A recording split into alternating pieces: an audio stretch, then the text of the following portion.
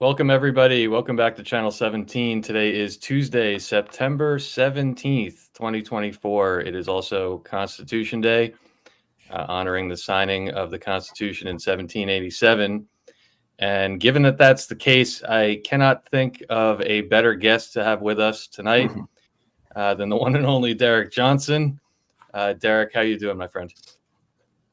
I'm doing all right. I've been giving liberals hell all day for not putting anything up on their pages about the Constitution. So, dude, you've been in the trenches, man. I've been watching you on X, and if anybody missed it, Derek had I think it was on Sunday, had another one of his epic X spaces, just going off on the people that don't get it. But it's necessary at this time. We're in it. We're in it right now. And Mark, how you doing tonight, man? Well, every time you run that open, and I see my girlfriend there screaming her head off, I just flip out over that. It's something I remember well from 2016, and always stay in my head. Yeah, and it's getting crazy now.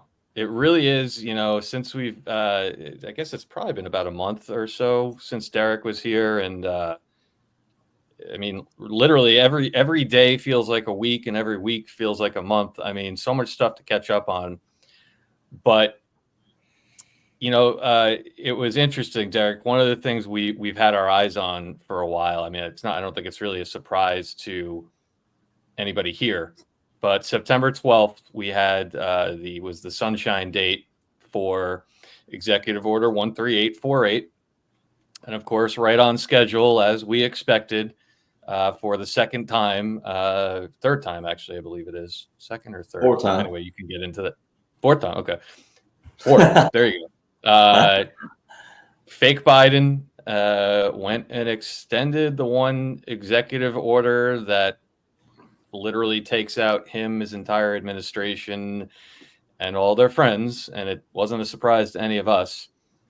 And, you've been all over this since day one. I know you did a roundtable the other day with a bunch of the retired military. And, you've been really doing what you do best, right? Focusing everybody in on the tangible things, because we all go off in so many different directions. And so much of what we do is really, I don't want to call it speculation. I like to refer to it more as logical inference of all the things that are going on. But, you've had a lot to say lately, kind of reminding everybody, refocusing everybody in. There's the website below. Anybody that hasn't been there yet, the documents.info, that's where you got to go. This is certainly the one thing where when people say prove it, you just go there and read. And I know there's a lot of people that haven't been through that yet. And I encourage you to, because it's all been laid out perfectly. So, Derek, what are some of the things you've been talking about lately in terms of the different laws, the different orders, and a lot of the military documents and the .gov sites that you keep referring people to? What we talk a little bit about what you discussed on that roundtable. Well, yeah, when you're a civilian and a veteran, you try to walk that line of making civilians not feel like you're absolutely whatever because you didn't serve. And then also, the veteran community, you have all kinds of veterans. You have, 1-year veterans, 2-year veterans, 3-year veterans, 4-year veterans, 10-year veterans. It's like then you have your branches. So, it's like trying to get people to hone in on what matters overall in the military. There's a lot of people that's been in the military before. There's a lot of people who have taken the oath. But at the end of the day, it's the chain of command that matters. It's the structure. It's the command, the rank structure. How does it work? Where do the laws and the orders come from? The military laws versus the federal. There is a way that they conjoin, the way they pair together. Executive orders, treaties, things of that nature. But, you'll hear people out there say that, the military, that would be unconstitutional for the military to step in. No, it's not. There's actually a suspension clause in the Constitution that is for rebellion or the invasion of public safety. So it's like there are little things, but with laws, there's laws for civilians. That's why he's a president. He's the president of the people over laws and orders from federal. Then his name, Commander-in-Chief, comes in for armed forces and the military laws and military orders and things of that nature. So it's not one of the things that you henpeck necessarily, but I joke with people. I say, well, he's not really your Commander-in-Chief. He's my Commander-in-Chief because I served in the military, even though he's not technically mine anymore from the standpoint of I'm not active duty, National Guard, or reserve components. He only dons that title when certain laws and orders are invoked. Even when he goes and visits a base, sure, they're going to treat him like that because if those laws and orders were invoked, then he's the Commander-in-Chief. But even when a president is on a military base, or just because he's around troops, doesn't necessarily mean he's in the Commander-in-Chief role by the laws and the orders. So, what's in place right now, that's why I try to tell people, it don't matter what people saying, spewing. It don't matter if they're civilian, veteran, whatever they're spewing, it doesn't matter. What's in place and who's in command are the only things that matter. Now, those people could be the product of not liking what's in place and who's in command. But to me, in my honest opinion, I feel like those people who don't like it, don't like who's in command, if they're capable of comprehending that, to me, you're disrespecting the military because it is a military occupation. Military is working daily to preserve those rights. So what we do is like the other day, I brought up this little book right here. It's a simple read if people will just go by it. It's a little bitty book. It's not big, and it's just little excerpts like this. It's not hard to read at all.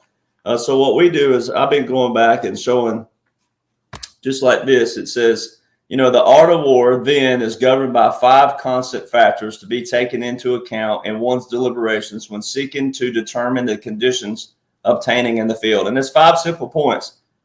The moral law, heaven, earth, the commander, moral, and discipline. And then it'll go on and tell you, these 5 heads should be familiar to every general. So see, it may not apply to you, but if you want to think like a general, you can go in there and go and read these things because this has been praised for many, many, many, many, many, many moons and years. Then it says, which of the 2 sovereign is imbued with moral law? Which of the 2 generals has the most ability? With whom lie the advantages derived from heaven and earth? On which side is discipline most rigorously enforced? Which army is stronger? On which side are officers or men more highly trained? In which army is there greater constancy, both in reward and punishment? So those are 7 things that Sun Tzu went by. And then it's little things like we were reading the other day. All warfare is based on deception. So what we were doing is saying, look, there's a huge difference in warfare deception versus what some of the people are doing out there all over Twitter, oh Lord, Twitter, X, whatever, all day. The liberals right now are on an unprecedented, uncharted level of hypocrisy in the science. They are all over the board because what they don't realize was like the debate the other night. I call it the debate negative 2.0 because Biden was negative 1.0. They're not real, first off, because when you know the laws and orders in place, and invoked, when you know them,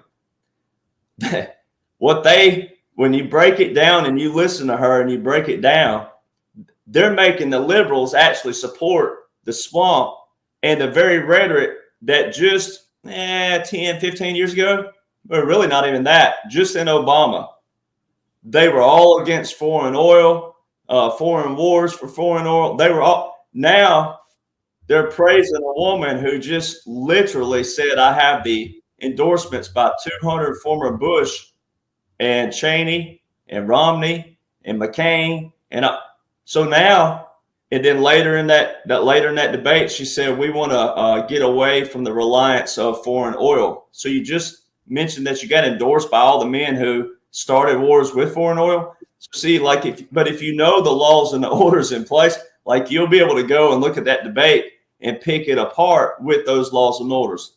Goldman Sachs, President Trump's executive order that Biden's also extended. It's only 3 years in a row now. We'll see if it happens in November. But Executive Order 13959, you heard Kamala talk about China the whole time. China, China, China. Well, just about 3 or 4 weeks ago, President Trump was in Pennsylvania, and he said, my advisors told me not to really harp on this, but I'm going to. And he did like a 5-minute spiel on the report, 292-page report that's been put out by Congress of Joe Biden absolutely receiving $35 million from China, and also Ukraine's in that. All right, so all that's going to come. All this is disclosure for what's coming. All right, he has been, on the grounds of impeachment, and it really doesn't matter at this point anyway, because that's just normie talk. But what it's showing people is that Kamala, for the people that think she's real, she's sitting there talking about China. She's talking about Goldman Sachs. She used 2 references. Just 2, Goldman Sachs and Wharton School of Finance. All right, well, Goldman Sachs is not who you want to be talking about when you talk about the root word. So what I teach people and what us veterans do is try to go, look, put the chaos aside, let all the noise and the stuff be stuff. When crap hits the fan, see, the veterans, we are normally solid like this. We don't shake. Our hands are steady. When crap, that's why I love the Marine Corps. Their commercial is the best. It shows chaos and it shows all this like real lava looking, background. And it says when there's danger present, etc., we run to danger. While it basically saying while everybody's running away from it, we run to it. That's what veterans are trained to do, especially the Marine Corps, especially the Army, and not knocking the Navy and the Air Force. Everybody has a component. Coast Guard, Space Force, everybody has their lane and their duties and everything, responsibilities. But we try to show people, look, get to the root words, the key words, the key topic of what they're talking about. So when she said Goldman Sachs the other evening, here's a great example. She said that Donald Trump has no plan for you. First off, as if we've never seen a Donald Trump presidency. All right, so that's already kind of gaslighting, but it's really heavy manipulation if you thought it was real. So that's manipulation out the gate, because they're treating you as if you've never seen a President Trump presidency, and gas costs and food costs and taxes and inflation. You've already seen that. So there's that straight out the gate that'll nip that in the bud. And then 2, you get to the root word. She said plan. Then she said Goldman Sachs. Well, Executive Order 13959 that President Trump signed November the 12th, 2020 with a national emergency is the very executive order that freezes all the assets of any organization or person who's illegally funding the Chinese Communist military. All right. The SEC.gov has over 2,500 pages of assets frozen. Well, guess who's been hammered by the SEC the last 2022, 2023, and this year? Goldman Sachs. But guess what the root word is? For not having a contingency plan in place. So here she is saying that Donald Trump has no plan for you. And here's Goldman and Sachs that she's referencing. And Goldman Sachs is the very one who's been hammered by the SEC in 2022, 2023, and 2024 for no contingency plan in place for their people. And it says willfully violated on the SEC.gov and all the reports. They willfully violated. So they knew what they were doing. They willfully violated. Now go back to President Trump in 2022. In his November speeches, when everybody thought, oh, he's coming back, all that big November, it was November the 15th. He did it on the anniversary of the Articles of Confederation, the one speech. But he said, we're going through what I call the pause right now. It's called the pause. We're going through a pause. Well, in the military, we love some acronyms. That's the one thing that trips everybody up is acronym. But PALS is Public Alert on Registered Soliciting Entities on the SEC.gov. So that's the one that hammers all these companies for fraudulently doing things, depending on what it is they're investigating. So there's one little tiny nugget out of that whole charade the other evening that can be debunked. So that's what we do is show people like, look, and now this is the federal side of it. But the military special operations consist of like your subterranean warfare. Why would quote, I know we're going to talk about it later, but like the assassination, I got hammered a few weeks ago by like people, I was on a show talking about it. Well, I show people that, look, you got to listen to President Trump. President Trump's the one that tells you all day, every day. It depends on what side of his mouth you're listening to. Now, I have to be careful when I say that because I'm all about President Trump. There's two different things that he's laying out. He has to keep civil rest as the sitting president in a wartime president seat for the people. He still has to do that. But then the commander-in-chief side is the side back here that most people never see in the first place. You never, even with Iraq and Afghanistan, people never see the daily operations on every base across this land, across this world. You never see the background, the backdrop, as I call it. You don't see that anyways. So what we're showing you is that it's all public. It's not secretive. You got to listen to him. He says certain things out of his mouth that you can absolutely go tie into like a puzzle and go, oh, that pairs with this. And that right there pairs with this. So you got to listen to him. On his True Social, he has been he codes a lot on True Social. He'll misspell things on purpose. He does a lot of coding. And I tell people, if you look at True Social, he don't have hardly any that he should have over there that actually support him. And there's been rumors of True Social struggling and everything like that, the funding, etc. I mean, that goes back to if you believe and trust the man, then go support the man on what he tells you to go support him on. I deleted Twitter when he told everybody to delete Twitter way back whenever it was. I deleted it. I had to restart it whenever I got a publicity deal, but by that point, I was already on the understanding that what was going to happen with Elon Musk. So it was all good. It was just a moment in time to ban it, block it.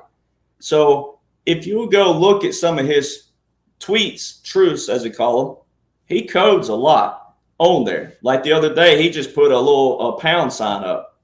That was it. But in chess, that means checkmate. So, there's little things that he does. So like the assassination part, he said way back, that's why I tell people, you can't be a dime store cowboy, can't be a dime store politician. You have to follow this daily, weekly, monthly. All right. But he said way back here, funny how the past presents the present. He's talking about a lot of things. He's talking about the JFK. He's talking about the JFK files. He's also talking about, he said probably it's probably been a month and a half ago now, I guess, one of the Vegas speeches. He said, we're taking it back to 2020. Well, the same swing states of 2024 are the same swing states of 2020. So that's a code to show you these 4 years have been a constitution suspended. It's been a military occupation. To you and your everyday lives, yes, it's mattered. Not taken away from that. But we pay the same gas costs. I pay the same gas costs, taxes, everything, on everything. No one's exempt from what you're going through as well. So it's not like all of us on the screen over here are exempt from going through everyday life like you have. It is everyday life. But when you see the bigger macro picture, the airplane ride looking down with someone who can say, hey, this is what you're looking at all the way down there, then it'll make that turbulence or whatever you're going through a lot, not as scary. Like that, I always use the aircraft when you're flying. I've never been on any aircraft that I have not had the worst turbulence. So don't fly with me if you hate turbulence. Don't ever fly with me anywhere. I get the worst, crappiest rides. So, but I tell people, the first flight I ever was on, that there was extreme turbulence. There was a guy over to the left. He handed me a card, and I looked at it, 1,000,000 miles. He had more, but it was way over 1 million. He said he was closer to 2 million flying than 1 million. And he said, when I get scared, you can get scared. And he put his headphones back on. Yep. He had his window shut, and he was sitting there on his computer watching a movie. And just We're bouncing all over the sky. And he just sit, and I'll never forget it. But if I didn't use my common sense to go, now I could have been chicken little and thought, well, this might be that one flight that we're going down. This might be your flight. But if you flip it to positive and optimistic, then I go, and this dude's been in the sky a lot, right? The odds of it happening are not there. So you just flip that script. So it's the same thing with what President Trump's going through. I tell people, don't let your love for President Trump stand in the way of understanding what the dash is, because the dash is still the love for President Trump. The dash ain't perfect. It's had some hiccups. It has turbulence. It has things military does. But overall, the grand scheme of things, that if God allows all of us listening and watching to live to be old men, then you're going to see this play out. And you're going to have all those nuggets somewhere along the way. I don't know if they're going to do them all in a day, 2 days, a week, a month. I don't know how they're going to lay it out, but you're going to look and see, oh my gosh, that was a funeral service on January the 20th. That was a this and that was a that. Because if they didn't, because this is a military occupation, because this is about military regulations and customs and traditions, then it would really be desecrating all the graves if they didn't go back and validate all that to say, hey, no, we weren't using the uniforms the wrong way. This was what you were watching. So that's what we've been trying to kind of hone people in on, is that, look, I mean, I expect hate. I expect turbulence. I expect slander. I expect all that, because there's so many people who don't know that they don't know. And a true warrior can take all that, but sometimes you do have to stand up, like President Trump says. When people are talking bad about you for no other reason, sometimes you do have to put them in their place, right? You do have to be tough. But at the same time, my mentality is, I'm not here still for the Patriots. Yeah, yes, we can congregate and talk, but the warrior mentality is there's a man left behind. Go get him. It don't matter. Just like Forrest Gump. Remember when he went back in and he got Lieutenant Dan, he's like, leave me here, leave me. It don't matter what they're doing. It don't matter if they want to die, whatever the metaphor or analogy is. It doesn't matter. You got to have that leave behind mentality, because I believe that everybody can go, hey, I know how much you thought you hate this man. I know how much you thought you hate what's going on. But if you really look at what's going on and you claim to support the military, you might want to read what's in military laws and military orders that are invoked right now. That's for humanity's sake, not your own. It's for everybody's sake. While I've been down here in the South, one thing I've learned is there are a lot of people, very red area, et cetera, but there are a lot of people who really don't get what's going on. I've been talking to a lot of people and trying to red pill them as best as possible. And just want to regress a little bit. And if you could give a Cliff Notes version to some of the newer viewers, et cetera, since it is Constitution Day, about the Act of 1871, what a COG is, why we are and have been in one. Okay. Well, yeah, I mean, it's real simple. I mean, I won't rattle too much here. I mean, but obviously that's what I'm known for. I have too much time on my hands. It's really what it is. But so I tell people, look, my grandfather was a connoisseur of military law in our history, but I trace back to, I'm a son of the Revolution and the son of the Confederacy, but definitely a son of the Revolution. And then I have Native Americans. So, my family's been here, and I tell people that. So you got to know your foundation. Your foundation is important. So what I always like to sort out, what I've been doing now is I sort out with something that most people in the South, especially, can get a hold to: college football. All right. So Alabama football fans, I'm a Bama graduate. First off, I'm also a Colorado State graduate. Totally different programs. So one has a brewery in the north end zone, and if they don't even score a touchdown, they're happy, right? Because they got a brewery in the north end zone. The other, if they don't have at least 10 wins, this season's over, right? So you know which one that is. All right, so Alabama fans get all this kind of especially in the South, between Auburn, LSU, and Georgia, you're obnoxious. That's what they call Alabama fans, because we could say we've been in 18 national championships, 29 SEC titles, 50-something bowl games. We can tell all the bowl games. We can tell how many bowl game wins we have, right? But that's not obnoxious, not by definition. Obnoxious is when you claim to be the biggest fan in the world of something, but you know nothing about it, right? That's what obnoxious is. Knowing everything about your school is just saying, hey, I love my school. I'm dedicated to it. I know everything about it, and I support it. So that's the way I feel about our nation. And, so you got to go back real fast. I can break it down real fast. So you go back to 1775, ladies and gentlemen. Our founders started a war for taxation without representation. All right.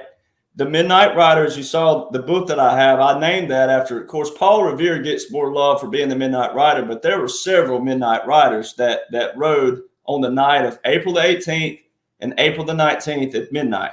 And they were riding, yelling, the Redcoats are coming, the Redcoats are coming, they're coming, get ready. Well, we know on account that only 1.7 to 1.9% of population of the military back then fought. So there were a lot of people who were sitting in their houses, sitting in their barns, hiding probably under the haystacks in them barns, right? While the others were out there giving them hell, all right? So you got to do your math. We didn't have a declaration then. We didn't have an established military. We did not have a constitution when they started the war. They kicked off a war without having any kind of, hey, this is what we're fighting for. They said the hell with all this. They were so frustrated. They just started a war. Well, April 1775 to June 1775. June the 14th, 1775, the Army. 16 days later, the very first law, basically law, war articles, military law, whatever you want to call it, same thing. June 30th, 1775. October the 13th, 1775, the Continental Navy. November the 10th, the Continental Marine Corps. December the 3rd, 1775, the very first flag, the Grand Union flag, which represented the military first. All right. Those were all long before the Declaration. Then the Declaration of Independence, July the 4th, 1776. Then you fast forward to June 14th, 1777. The flag, the Betsy Ross flag, not the Grand Union, but the Betsy Ross flag was sworn into Congress. But it was for the military first. In the first 51 days later, it flew in the very first, it was the bloodiest battle of the whole Revolutionary War for the military first. All right. Now, fast forward, you go up to 17, not too much forward. So November the 15th, 1777 was the Articles of Confederation. That was your first constitution, ladies and gentlemen.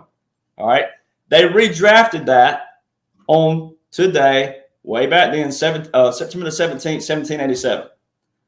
But then you had a group of people back then called the Anti-Federalists. Now, their differences were not that great, but Madison and his crew said, well, we don't want more federal government. We don't want the federal government to have more power. We'd like the states to have more power, the colonies, the 13 colonies. So they said, well, draft something and present it to us, right? So Madison wrote more of the Bill of Rights than anybody else, but James Madison. And they presented that. They incorporated that in. There were 12 of them originally. So the First Amendment that we know of was actually the Third Amendment. So the first two got cut off, and you can go read those. But that was December the 15th, 1791. 1803, Marbury versus Madison. There's James Madison again. There he was originally not all about the Constitution, and then adapted to it because of the balance they found with the Bill of Rights and the Constitution. He goes into the Supreme Court, landslide, monumental case, Marbury versus Madison, 1803. And it says specifically, any statute that bears the appearance of a law or looks like a law, basically, is null and void if it doesn't support the Constitution. All right. So we have a lot of laws and orders in place that need to be null and void. So that was 1803. The British revolted in 1812. We whooped that butt again. It didn't last as long, 2 years that time. All right. And then that's when things started rolling.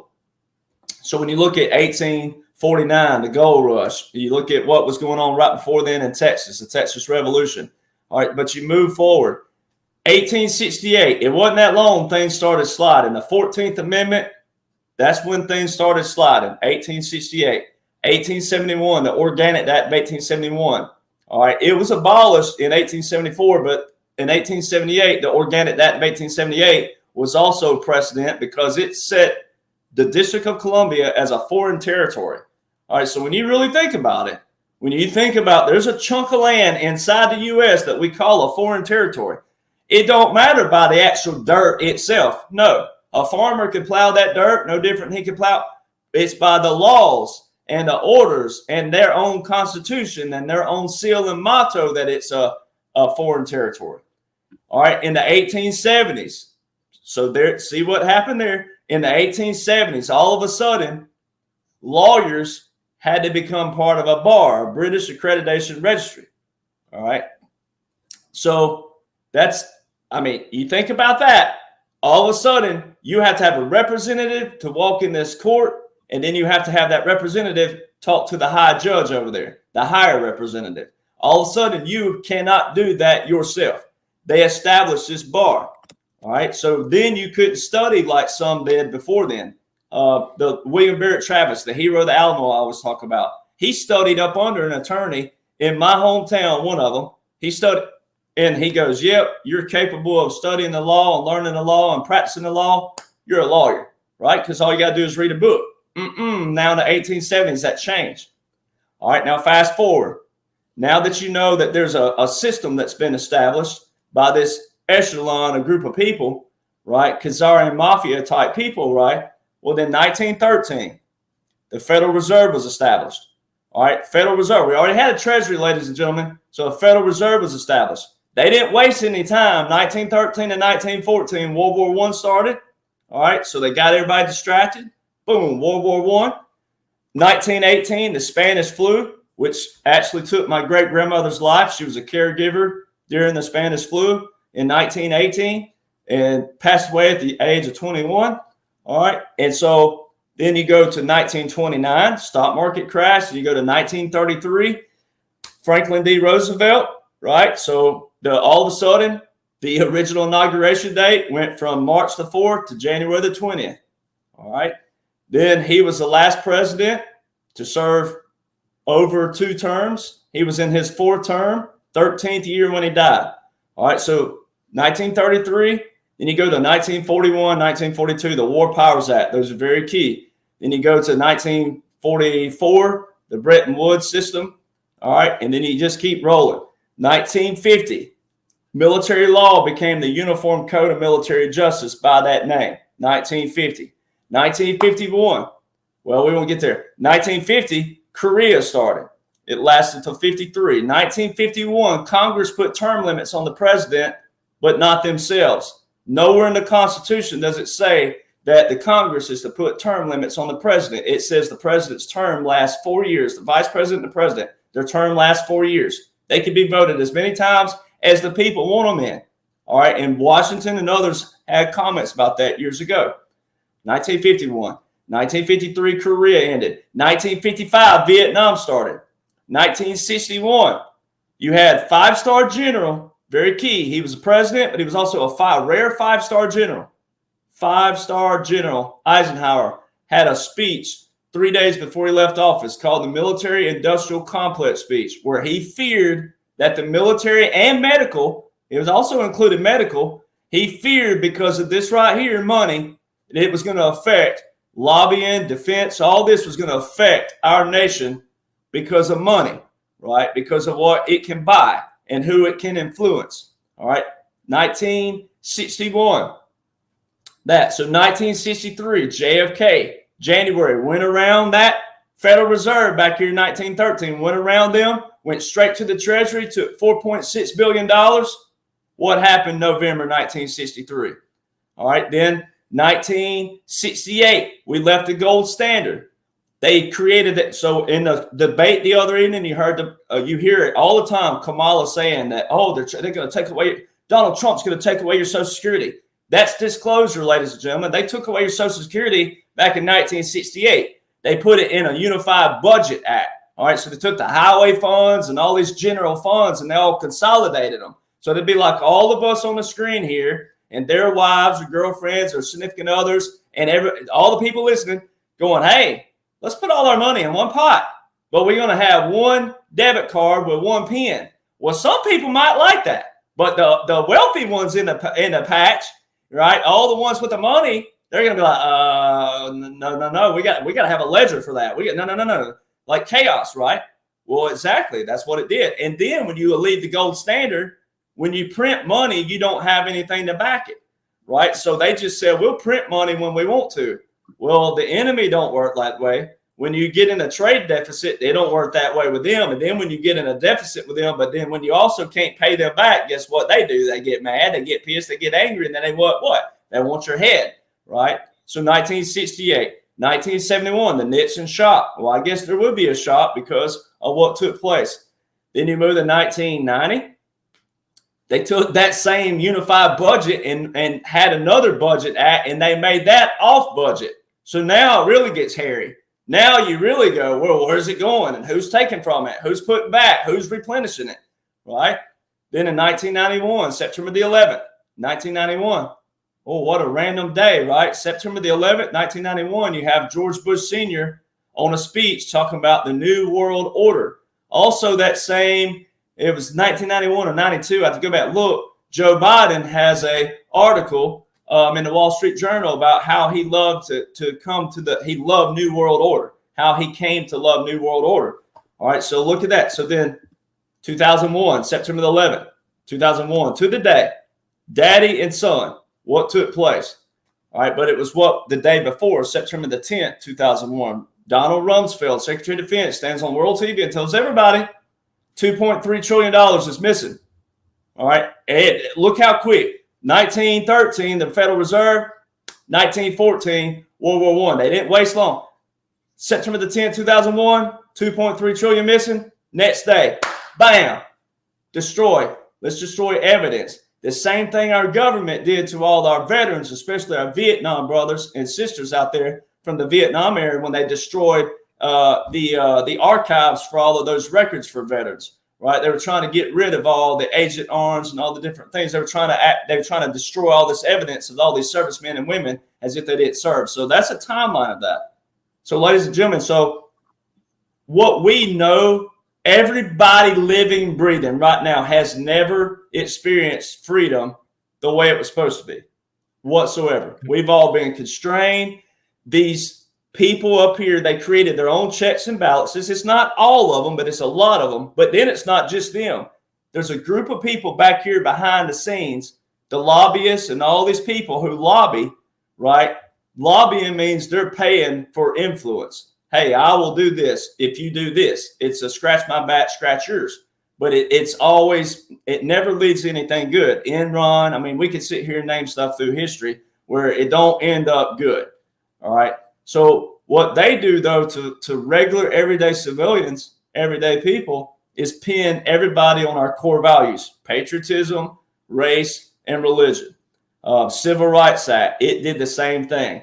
They used black people as a marketing tool. If anybody should be pissed right now, it should be African-American community because they use their names and faces as a marketing tool. Civil Rights Act is like this. If there's a group of students, 40 students in a classroom, and there's one who is slower than them, God love them, but if they're slower, what the Civil Rights Act says is that that child stays in that class.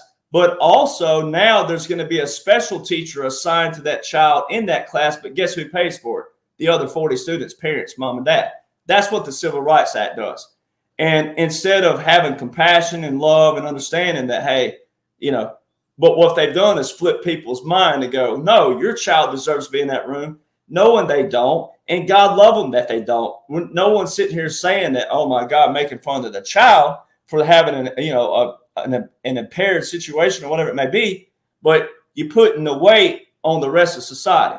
So that's why the federal and the state and local government people need to know the difference in those, what the federal needs to be funding, what states should be funding, and this. So President Trump on the campaign trail, said something that my grandfather and my great uncle, I had a great uncle who was a Purple Heart at Normandy. He was shot like 5 times, stabbed with a bayonet 2 or 3 times, and survived. I mean, he was a bad boy Marine. He was the true devil dog Marine Corps. All right. No one ever knew about it. Most of our family don't even know that. That's what that generation, that was before, obviously, the military industrial complex veterans, the ones that tear down others. We got to get over that. All veterans have got to stop that. Right now, veteran suicide shows that 85% of veteran suicide are men and women who've never seen combat. 85% of that, I think it's 32 a day now, it's gone up. All right, 85% of that have never seen or done anything. So that whole rhetoric's got to stop. So there's my great uncle, Purple Heart at Normandy, and my grandfather. They never met each other. That was on one side of my family and another. They've never met each other. I would hang out with my great uncle on our farm. He was our game warden, and he was like Wyatt Earp too. But we would talk, and I'd talk to him, and my dad, I'd hear them talk, and then I heard both of them all my life say that 200 generals said never again will we let happen in this nation what happened under JFK. If we get a chance to take it over, we will. And on the 2016 campaign trail, they did this on purpose. They had all those Republican candidates on stage at one time on purpose. And Jeb Bush was the one who asked the question, who's going to back you, who's going to support you, and who's going to vote for you? And he said, President Trump looked at the moderator, said, Dave, if you'll give me time to answer that, that's a loaded question. That's more than one question. He said, one, the American people are going to vote for me because they're tired of BS politicians like you. Every one of you get on this stage and you tell the American people what they want to hear, and you never back it up. I'm a businessman, not a politician. I will win the American people over by the economy because that's what affects them on the daily. As far as the military goes, you don't need to know if you're not in the military. Never again will we voice to the public what's going on with our military, because if you find out, guess who else finds out? So you won't know about that. If you want to know, you can join. And then he said, who's going to support me? I have 200 generals backing me right now and more to come. So that alone right there set the tone and the precedent. Now, going into like the stuff like the assassination, I tell people, look, hey, if he was going to be assassinated, it'd have been way back then, because he didn't go up just against a couple little congressmen and women here and there just because we've known about them in our states and everywhere, different things like that. No, He went up against the whole swamp of the Congress and all of those lobbyists, all of those defense contractors, all of the global swamp, all of that mindset. So that should tell you that he has a massive backing behind him, though, of the same but good people, of the people who have been in those positions before and know they're trash and not good for the economy, but also not good for the world and humanity's sake. So that should tell you that there's a massive military backing him all over the world, not just ours, but also world leaders. And the laws and the orders show that. So you got to know that foundation first to know where we went awry. And we've never had freedom. We've never had true suspension of anything. Like President Trump says. I mean, he's hiding it. I mean, he's basically saying it, but he says no tip tax, no tax on overtime. He's basically saying no income tax, ladies and gentlemen, because that's been fraudulent. And if you'll go back to, I think it was January 2023, The Hill, there's your popular website, there's your popular publication. They put out about honoring what the Constitution says about federal debt. All right. So there's a lot that's been showing you what's coming, ladies and gentlemen. And, you know, it's a matter, do you want to know now or do you want to know later? But you should want to know now, just because that way you'll be, as what my dad says, humping and bumping. By the time it's handed to you, that torch is handed to you, you'll look like those on the racetrack where it's the team where they're running with the baton, and you'll see some of them getting a running start and they grab it and off they go. That's what you want to look like. You don't want to be standing there going, what is this? Like, yeah, it's burning and it's a torch, but what do you want me to do with it? No, like you need to be running, like paying it forward. So that's kind of the gist of the breakdown. President Trump, he went in that first 4 years. Now this is my opinion. And there's been enough comments by certain people to say that he was never president. I believe he's been a supreme commander the whole time, and there's a way to do that lawfully. But either way you want to look at it, if you still want to look at presidency legislation, he did legislate. He put certain executive orders into place, ladies and gentlemen, that would invoke basically what a wartime president law is, meaning that like COVID was a bioweapon. All right, there's a few things that allow a president to expand their power as president constitutionally. He can suspend the Constitution for one. That's the suspension clause. That's the writ of habeas corpus, Article 1, Section 9, Clause 2. All right, and then he can expand more power if he had to, but either way, it doesn't matter. You suspend the Constitution, that's a wartime power. But a PED, a Presidential Emergency Action Document. All right, those are pre-planned executive orders. Well, there's executive orders in place, and ironically, they just happened to reissue the Joint Mobilization Planning publication for the military in October 2018. Just so happened that was renewed, but it shows all of who can federalize the reserve components in National Guard to active duty. Well, that's President Trump. He did that. Executive Order 13912 and 13919. It doesn't matter, ladies and gentlemen, that it's 4 years ago. That has nothing to do with anything. It matters because when a law is put into place, all it matters is who's enforcing it and if it's being enforced. And what's happening right now are so many people have not seen laws enforced that now you're seeing them enforced and you don't know what that looks like. But the mobilization, the president is the only one. He's the only one who can federalize the reserve and National Guard to active duty. That's Title 10, Section 12302, 12304, and 12406. In Executive Order 13912, there's your Title 10, 12302. In Executive Order 13919, there's Title 10, Section 12304. Those are your invoking. He don't need 5 orders. He don't need 10. He didn't need 2, but the second one is an order to the Secretary of Defense. The other one is to the 1 million National Guard, the reserve components. All right, so that makes him a supreme commander. All right, that could last as long as he needed it to last. The same thing with World War II. So it don't matter if it lasts. I know you don't want it to. And no one does. But let's say it lasted 12 years. You don't want it to. 15 years, 16 years, whatever. But military don't work on a timeline like that. Military works on a manner of getting things done and mission complete status. Mission complete, based on what the strategic plan was in the first place. So whatever those were and whatever that checklist is, they're not going to be done until that checklist is checked off. All right, because of men and women dying. They're not going to go, oh, well, we're three quarters of the way through, but it's not going the way we want. They're not going to go retaliate in another manner because of what took place over here. All right. So in President Trump, especially, if anybody knows anything about him, he's going to have that checkpoint. It's going to be check, and it's going to be flawless as much as possible when it comes to military portions. So, I think where people get lost is the distractions, the noise, the stuff. But then if you want to know, you don't have to be a veteran. You just have to have the initiative, but you got to know the core components of what you're looking at daily. And then like COVID, it was a bioweapon of retaliation by the deep state. All right, because we still live, we still breathe. We're still walking around. We're still doing that. But President Trump, they knew it was coming. They knew there was nothing they could do to stop these evil people in another manner. But from this manner,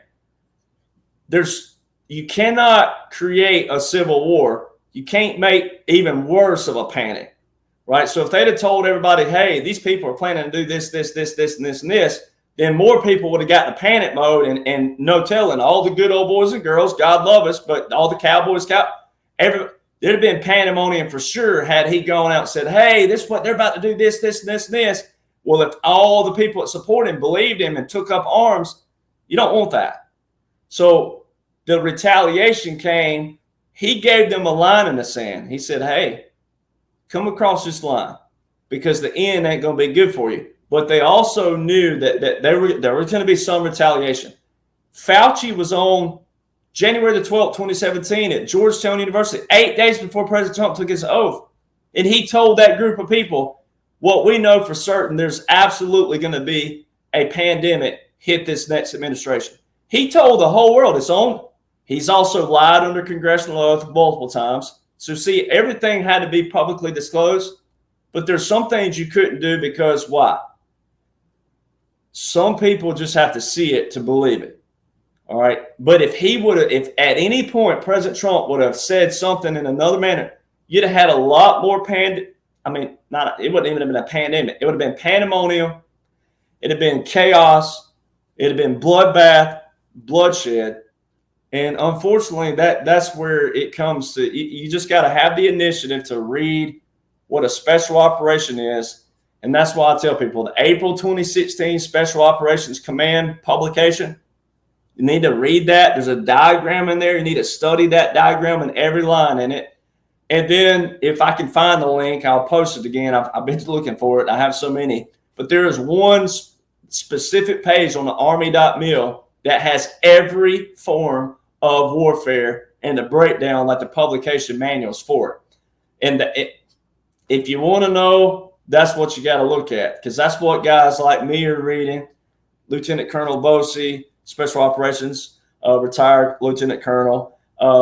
Colonel Fulberg, Colonel retired Charles Sellers, who was former Deputy Commander of Delta Force, one of the most elite forces. So that's the stuff that we're reading and looking at, studying, but also looking daily at the aircraft daily, looking what they're doing, what kind of aircraft are here, what base are they on, what airport are they on. And 99% of the foreign aircraft are on National Guard bases, regional, county, municipal airports that don't have National Guard attachments. Some do, some don't. Then they're on international airports with National Guard attachments. 99.9%. Those are all, even though we have a thing called Operation Noble Eagle, which makes sure that certain aircraft are doing what they're supposed to be doing when they're in our territory, there's still a blueprint that shows why they're here and what they're doing. And unlike every other president, especially in recent history, he does not divulge the battle plans to the enemy. And it's right here. It's it's on page 18. It literally says, you just said it. I'm gonna read it just where I can validate you. Literally, it's page 19 of the Art of War, ladies and gentlemen. These military devices leading to victory must not be divulged beforehand. So if you want to be successful through anything with the military, especially, you got to know. And that's why if you'll see veterans, if you'll go to gruntstyle.com or one of those t-shirt outlets out there, they got the shirt, "Embrace the Suck." Well, that's something we say in the military a lot. Well, now this sergeant here, that's my memorial bracelet that passed, his saying was, "It sucks to suck." He's the one that made me say that. So when people used to say, "Oh, yeah, he's saying that," I'm like, but embrace the suck. It sucks to suck. Whatever you want to call it, but that's one of those things like the military. He told them all the time, "I didn't make you sign your right hand or left hand to that piece of paper. You signed up for this. If you don't want to be here, that's your problem. Sucks to suck. Get your butt to work." That's how he taught, right? And that's military. So it is. And that's where we are in another manner, is that, a lot of people are going to learn. And I know that sounds bad too in one way, but it's like you're going to learn today, that saying. But a lot of people are going to come to respect the military a lot more because of the process, and then also the information, and then the fact that these people up here never once cracked, especially the ones in command. They never once cracked. They never wavered. They stayed the course. And I think a lot more people are going to come to appreciate the military they thought they support, and they might, but they're going to come to appreciate it a little bit more. So, absolutely. And a couple of people in the chat did ask, and it's a great idea. They said, "Could you cut out that last number of minutes and put it as a standalone video for you guys?" So I will do that. Keep an eye on Telegram and Rumble. I'll do that tonight or tomorrow because that's a great summary. They say I talk too much. No, man. That was the short version. Listen. What? Yeah, exactly. What is, but listen, Derek. What does Donald Trump do? People say he keeps saying the same things over and over. We know to look for all those little nuggets. But why do you think he keeps saying the same thing over and over again? That's just psychology 101. People need to hear things a number of times. Did you hear one of his speeches recently? He said, one of his speeches recently, it was so funny. He said, they want me to keep talking. What the hell am I supposed to say? I don't know what to say. We're a nation in decline. He said, it's so funny because it's like, what else am I supposed to say? There's not. And that's, if you can hear it from him, ladies and gentlemen, he's saying it. And I know that the saying, y'all know this, but the KISS. Keep it simple, stupid. The man who originated that phrase, the stupid part didn't mean calling someone stupid. And really, it probably should have been the other way around. Keep it stupid, simple, in another form. But it's basically, though, ladies and gentlemen, that it goes back to like you don't need to know a lot of this stuff. Now, if you're capable of multitasking more, great. But if you're not, then keep it simple and know, okay, what is that dash? Surely someone knows what that dash is or whatever it is. And if you can't explain it to your buddies and your friends and family, then say, hey, I know a guy. He talks a lot, but anyway, but stuff like that, Absolutely. There's a bunch of things I want to touch on that you mentioned. But real quick, I want to thank Vieira32940 for the Rumble rant, and I'd like to address her question since she did, of course, was kind enough to make a donation here. Dave, Mark, and Derek, is the wrinkled flag on the coffin truly used for treasonous types or military? I had a retired CIA guy tell me that was not true. Let me give you my answer first, and I want to hear what Derek is saying. Derek, you correct me for whatever I'm wrong here, because I have some personal experience in this, even though I didn't serve. As far as I understand it, I do not know of a regulation that dictates that a wrinkled flag indicates treason. However, as with everything else that we know in this world, in this operation, you can use logic and common sense to dictate what was happening. And of course, you're referring to the flags on the Bush coffin, McCain's coffin, RBG's coffin, etc.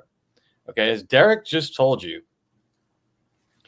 the military works off of laws, orders, and regulations, right? There's a reason we keep talking about military precision. There is likely no other organization in the world that operates with as much detailed precision and accuracy as the United States military. The protocol when a military, a veteran, somebody passes away, and again, I went through this personally with my father, so I witnessed it firsthand, is you go to the funeral home, the funeral director orders a flag, there is a specific office you get it from, it gets distributed through United States Postal Office, it is picked up there, and then in the case like my father, he had an honor guard as well. The funeral director, prior to these ceremonies, takes the thing out, irons it, steams it to perfection. Okay? To perfection.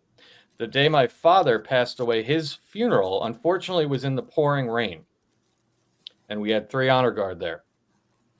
Those honor guard, each time they took the flag off of the coffin, literally each time, because it was raining, there was somebody with a steamer in the back of the church, in the back of the funeral home, that ensured there was not a single wrinkle or fold in that flag, just as you would expect from the military.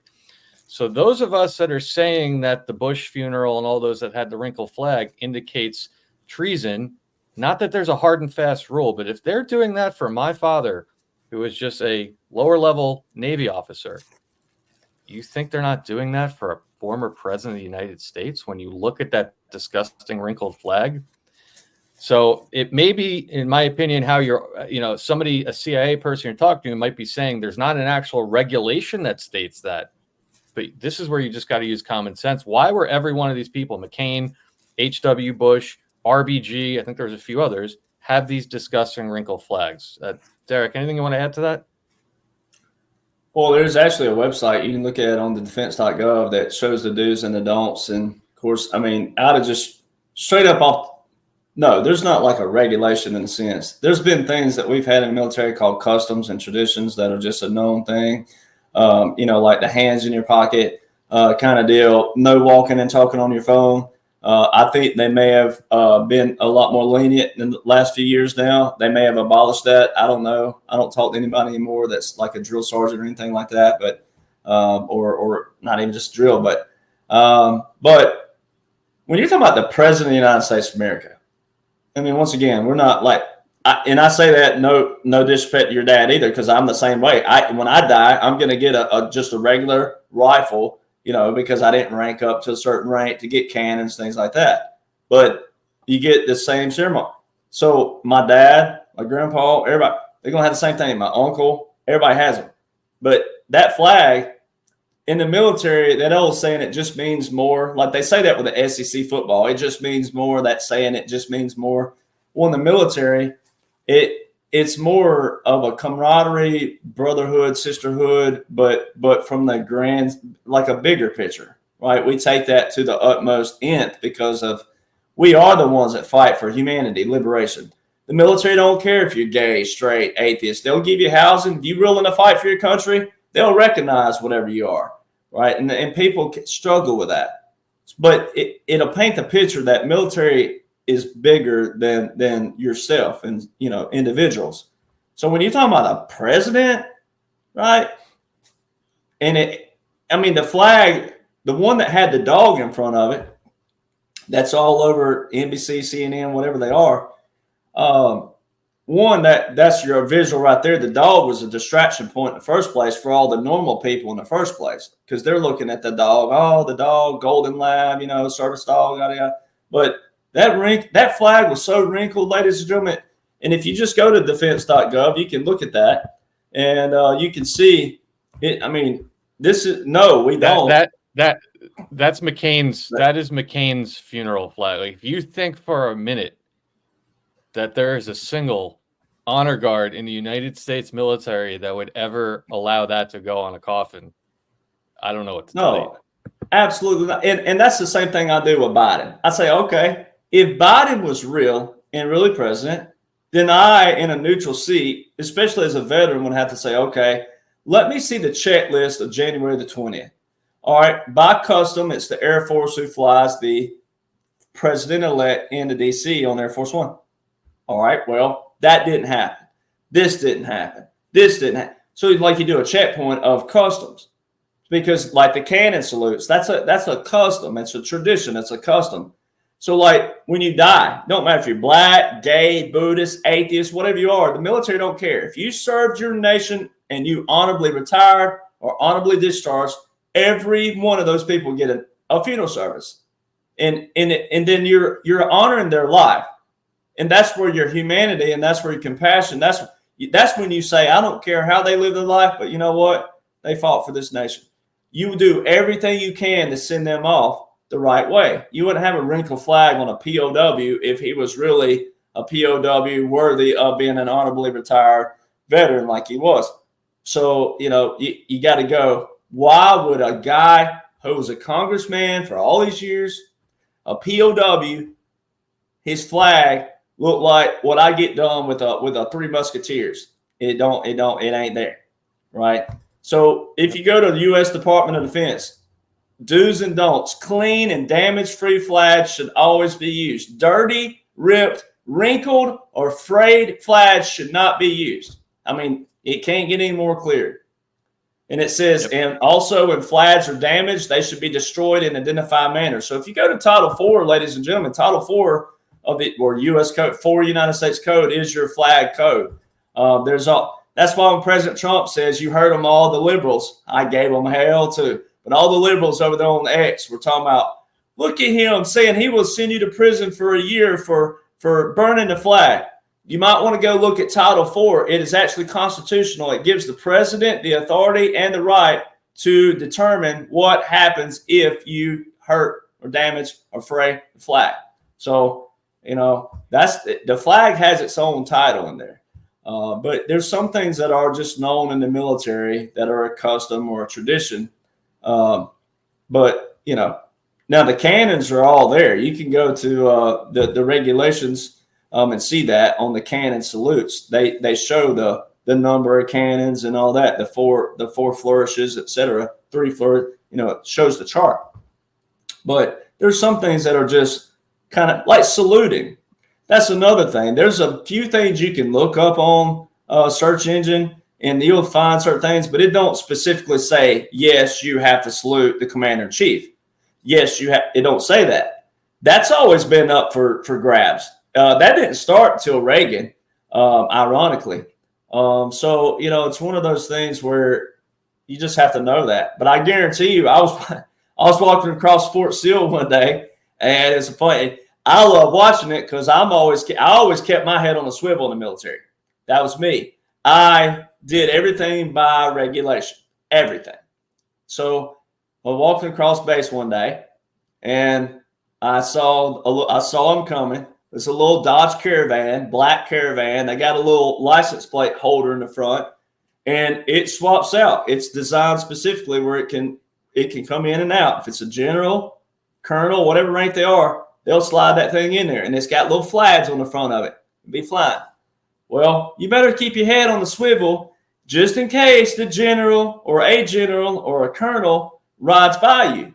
Well, there were two privates walking. I'm going to assume they were privates, but they were walking, and all you heard were brakes locking, literally, and you could smell the smoke. You could see it. Like they'd locked the brakes.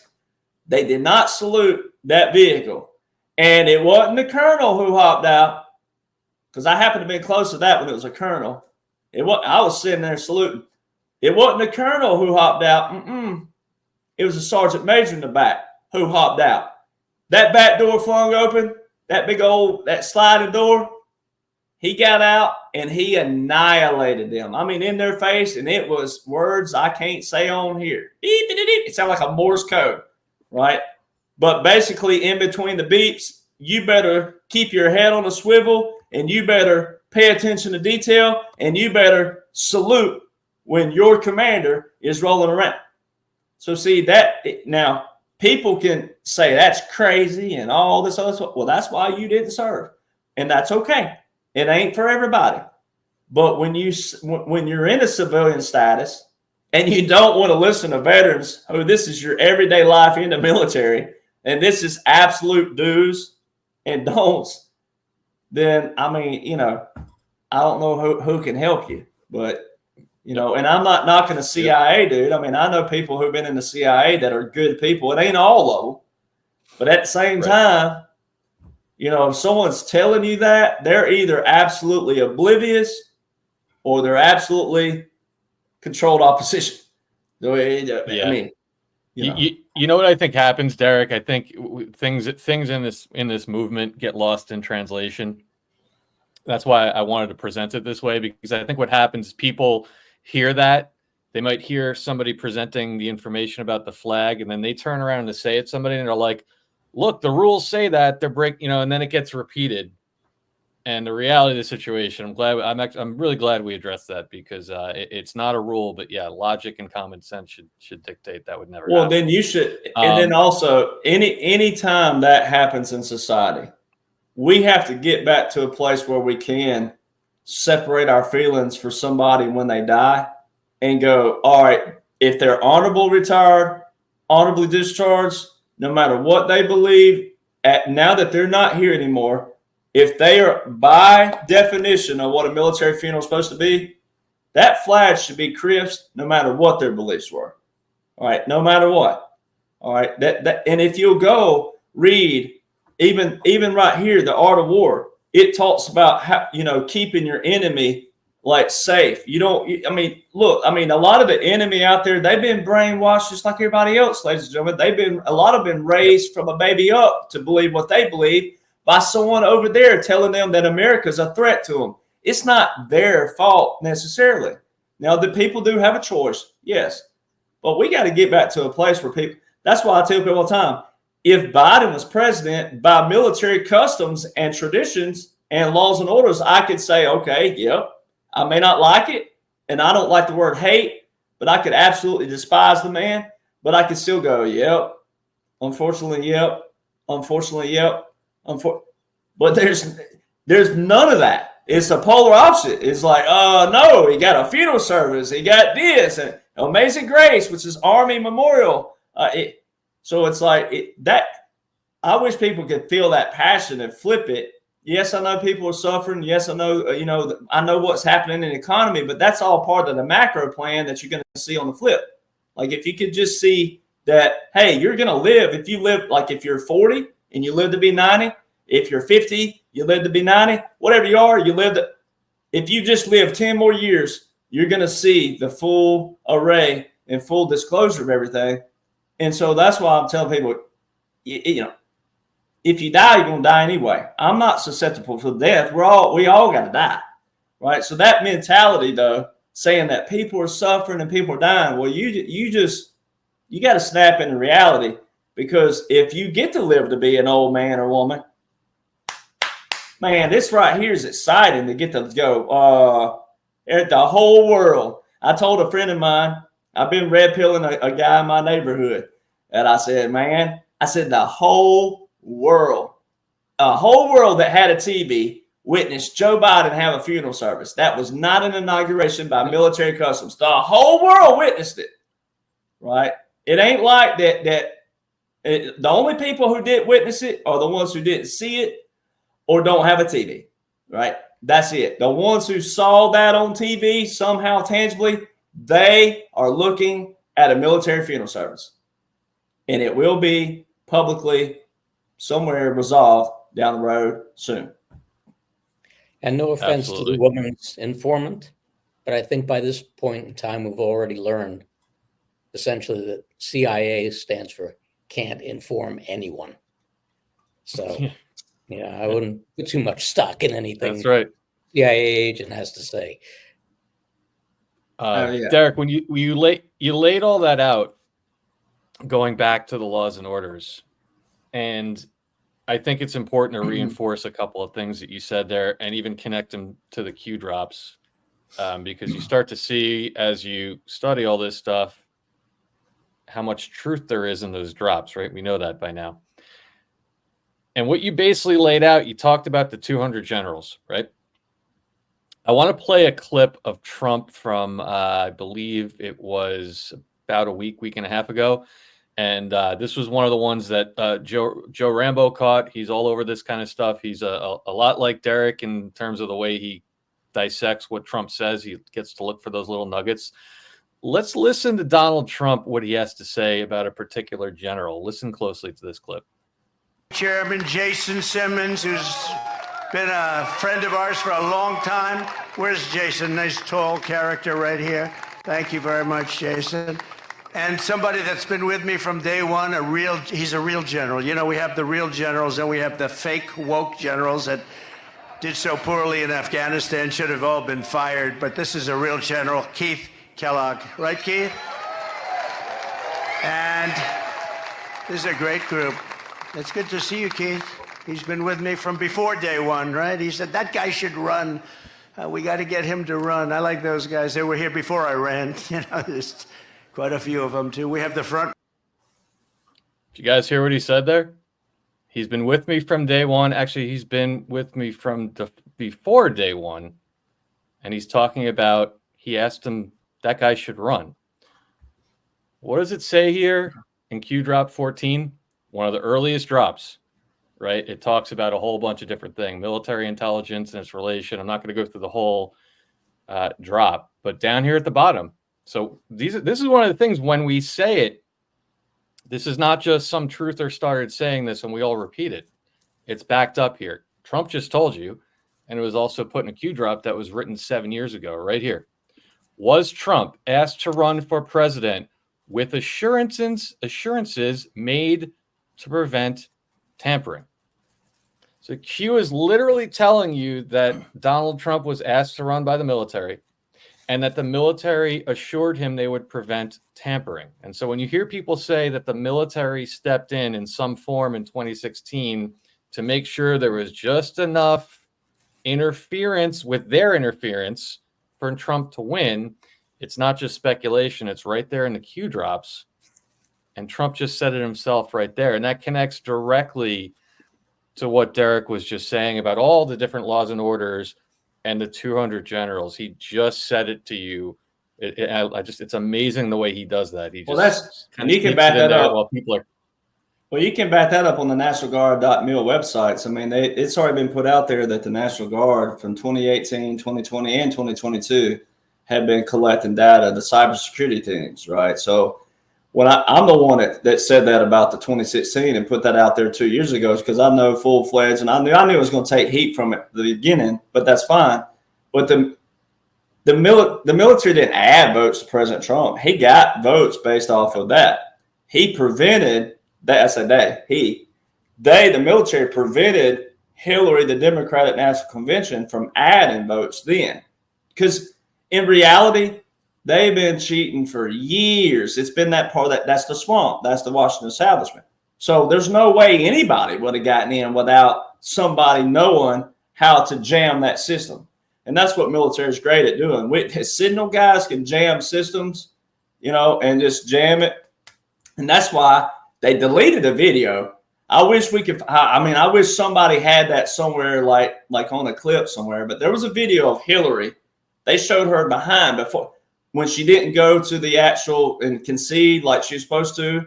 When she didn't go to that pavilion where all those people, where your girlfriend was, Mark, out there screaming, right? Well, when she didn't go over there, right, there was a video of her that whomever got it, it got deleted quick, and it may have been one of those that ended up X'd off. I ain't making fun of that, but it may have been. But there was one where she balled her fist like Hitler, and she goes, "He knows everything," like that.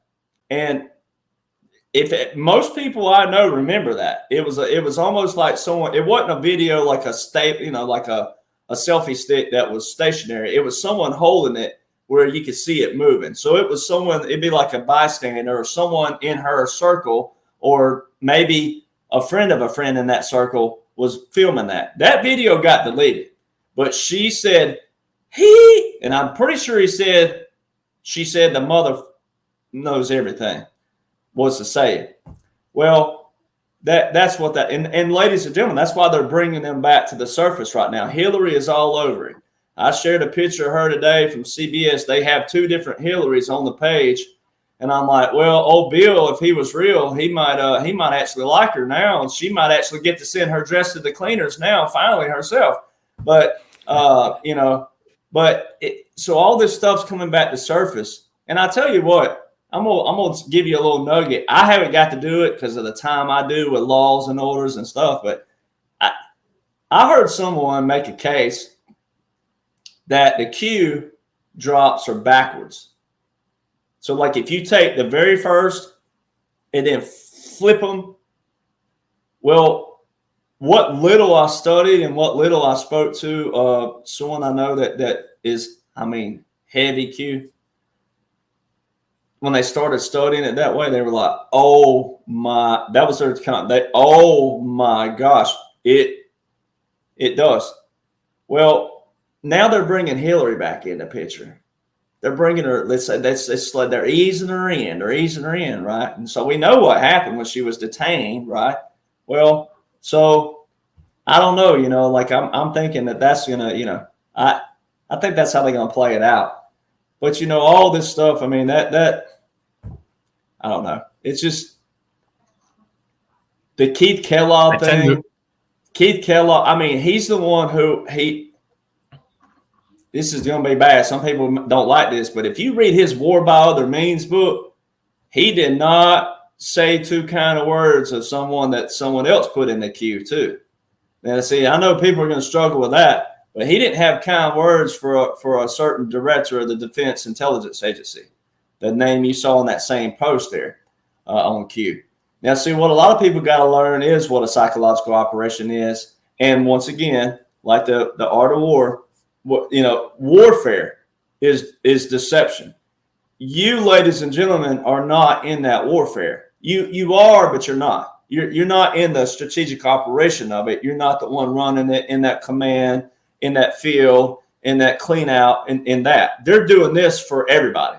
Right, even me as a veteran, I'm retired, but I'm not in that capacity. Right, so I can see it and know it, but I'm not in that capacity either. I'm not up here operating with them. even though I can see what nuggets they put out. But Keith Kellogg, that whole thing, when I put that video out, I was like, ladies and gentlemen, you got to know War by Other Means. Then you got to know that Keith Kellogg, this guy was the one who wrote that. Now they're trying to hide it. Boy, you can't Google it to save your life. You go over to Google. People say, can you stop saying Google? I had someone the other day, can you say stop using Google? I said, no, you want to use all the enemy. Let them know that you're looking it up. Right. Like, let them know that, let them see the algorithms changing, that people are looking that up. Hammer them with that. But there was an article put out about a new national security strategy that was written just in case. That's what they said, just in case President Trump were to get in. Well, it was written by Keith Kellogg, and I don't know how you say his last name, Fred Fleitz. I don't know how you say it, but that was also who came after Kellogg when President Trump was Fred. All right, well, Kellogg is the one who wrote the new national security strategy, and Fred is the editor on it. All right, so there was a tie-in with that, but then also the America First policy. All right, that goes back to the Indo-Pacific, I think 2018 publication, where President Trump had Pompeo. He said that he said specifically that every state needs to be an independent, and country needs to be an independent state on its own. America First, ladies and gentlemen, didn't mean America and the heck with everybody else. See, a lot of even liberals think that, and it's like, no, it's not that.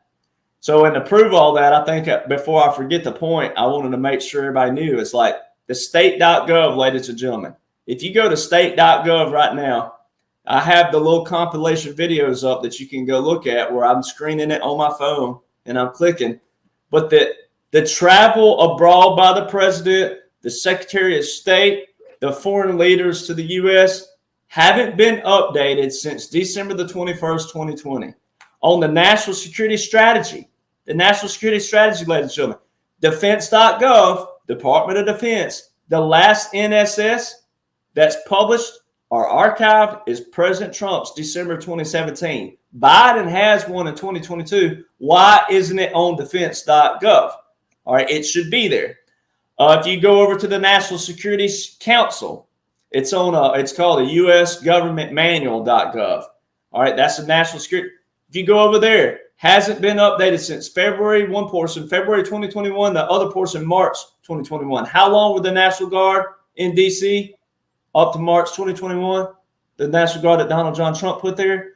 When you click on Mark Milley, it says Mark Milley, but you got to look. You're on a .gov site, but you got to look at what you're clicking on. It's a .mil. When you click on that, it says Mark Milley. When you click on it, it goes over to Charles Brown. So all these sites, ladies and gentlemen. Derek, isn't that guy's happen to be Charles Q. Brown, by the way? Q Brown. Just happens to be Q Brown. Yeah. It just happened yesterday, of all times, talking about Q again, of all time. Just yesterday, they showed Biden in Philly. It was like a 5 or 10 minute speech by the time you knock out all the petty jokes, which he's an actor anyway, but still, by the time you knock out all that, one number he mentioned in that whole speech, 17 billion. I mean, it's just like it's just dicing and slicing. Well, this is the whole key that we've discussed for a while now, because as this now flow of mainstream information is coming out, it was just a trickle and a drip, and a trickle, and now it's become a flow. As more of this flow starts to come through, I think all of these main characters who are going to be the epicenter of taking down the swamp are going to be brought back into play.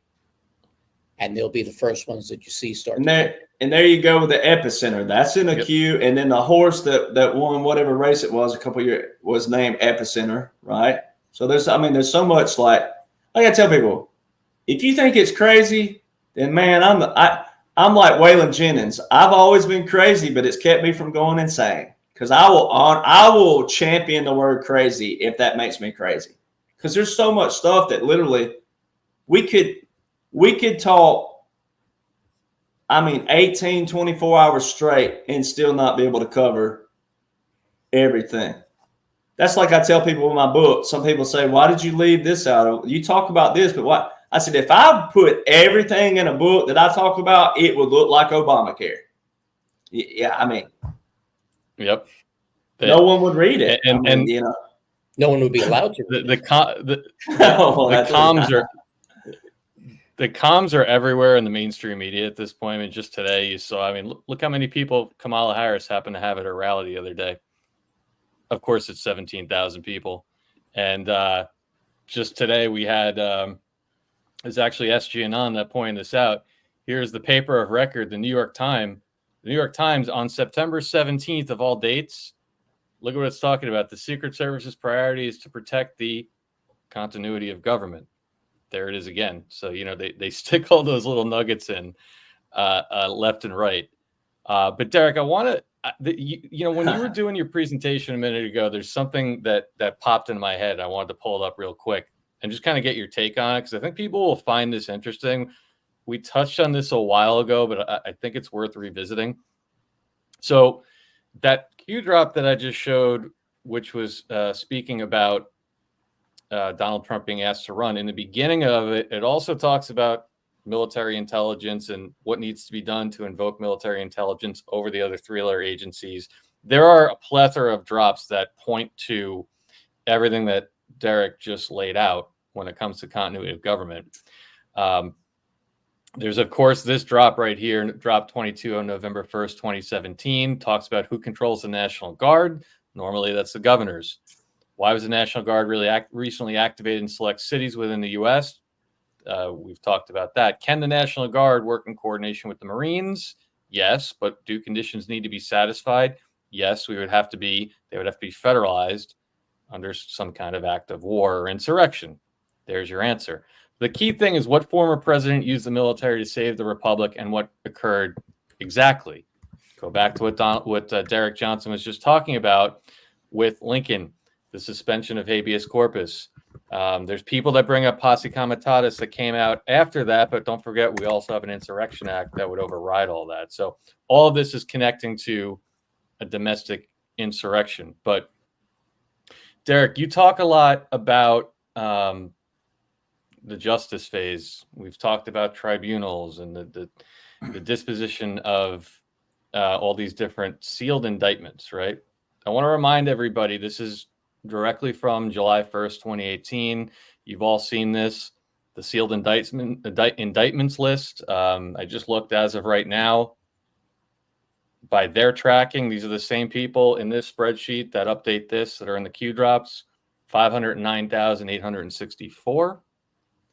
But there's an interesting piece of this that relates to what you were speaking about, Derek, and it's in drop.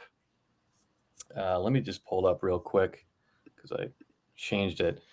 It's in drop 1927, I believe. Just bear with me one sec. Yes, drop 1927. Here it is. So connect the dots here on everything that Derek is talking about. And in his documents.info and all his different, you've spoken about this a lot, spoken about the UCMJ, right? The Uniform Code of Military Justice. Well, and you talk about national emergencies, right? Absolutely. So right here in drop 1927, August 19, 2018, excuse me, define subversion, the act of subverting, the state of being subverted, especially a systematic attempt to overthrow or undermine a government or political system by persons working secretly from within. Did we have that happen? Yeah, absolutely. Derek just laid out the entire case for it.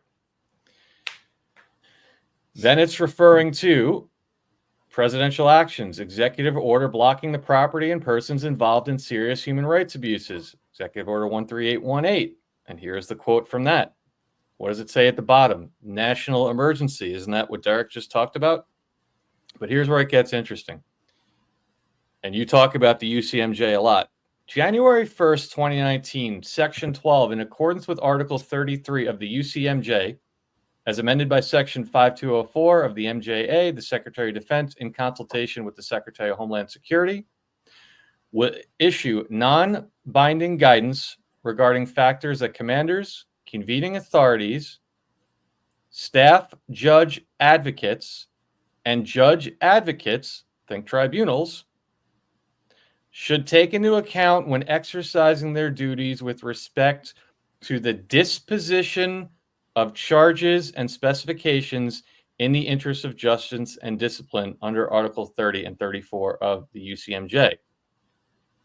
That guidance will take into account, with appropriate consideration of military requirements, the principles contained in official guidance of the Attorney General to attorneys for the federal government with respect to the disposition of federal criminal cases, in accordance with the principle of fair and even-handed administration.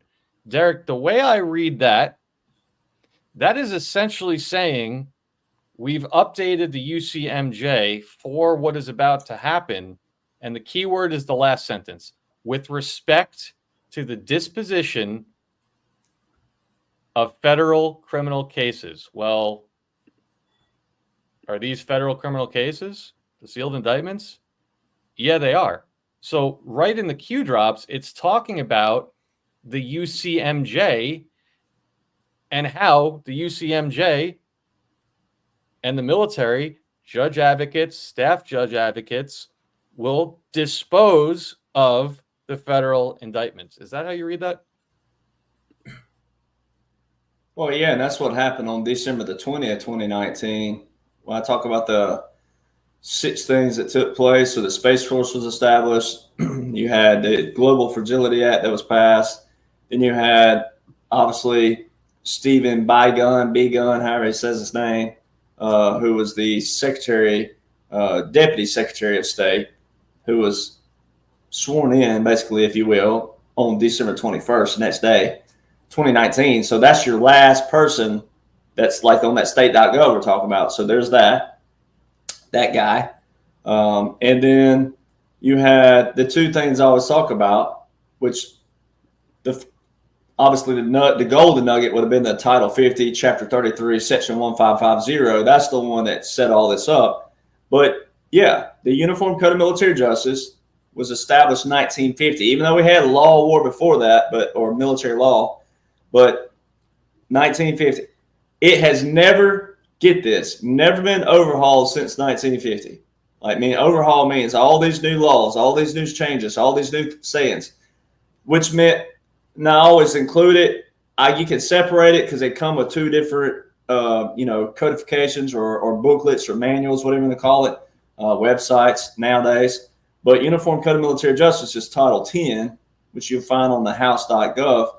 But then you have the Courts Martial Handbook that had to be reissued for the Judge Advocate Generals. So that took place all on December the 20th, 2019. So do your math. It's just would be 12 days before that, right?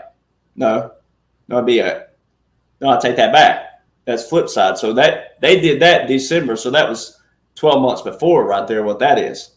So when you go look, when you read that, I'm doing my math wrong. I'm acting like I'm from Mississippi now.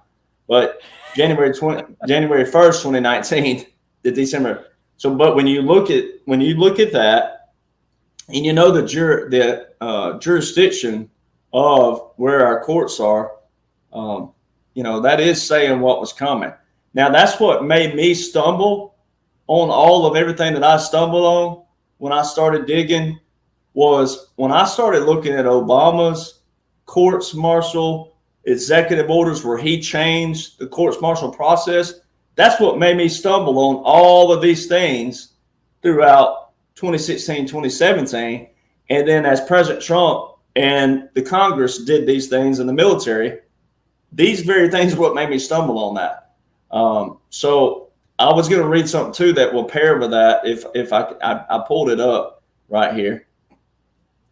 And it's on page 92 of that link that I put in the private chat. If you wanted to click on that's the joint publication that I was talking about, the joint planning. And it actually has, on the next page, it has the mobilizations of the National Guard, who could do it, what could do that. But I've got mine pulled up here, but I could pull it up for you. Said page 92. page 90 on the PDF part, not the actual.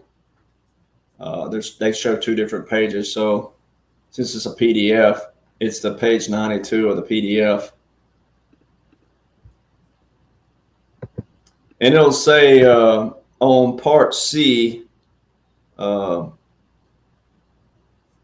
see, scroll back a little bit before that. This is B Let right me see here. if that's it. Let me see if that's the right one. Well, basically it says, so it'll say, if you want to do the control F, but a national emergency can be declared by the president, Congress, or both. Current law regarding national emergencies is contained in the National Emergencies Act of 1976. The act provides that when the president declares a national emergency, the specific authorities must be included in the declaration or by one or more contemporaneous or subsequent executive orders. Presidential powers are limited to those authorities invoked until the president subsequently announces the invocation of additional specified authorities.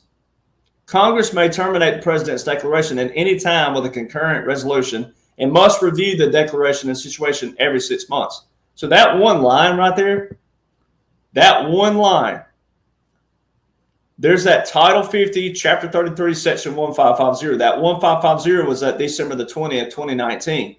It says every 180 days after December the 20th, 2019, and every 180 days thereafter, right? So that's setting that tone of all that. So there's your command right there. And then it says the president, it said regular and irregular forces.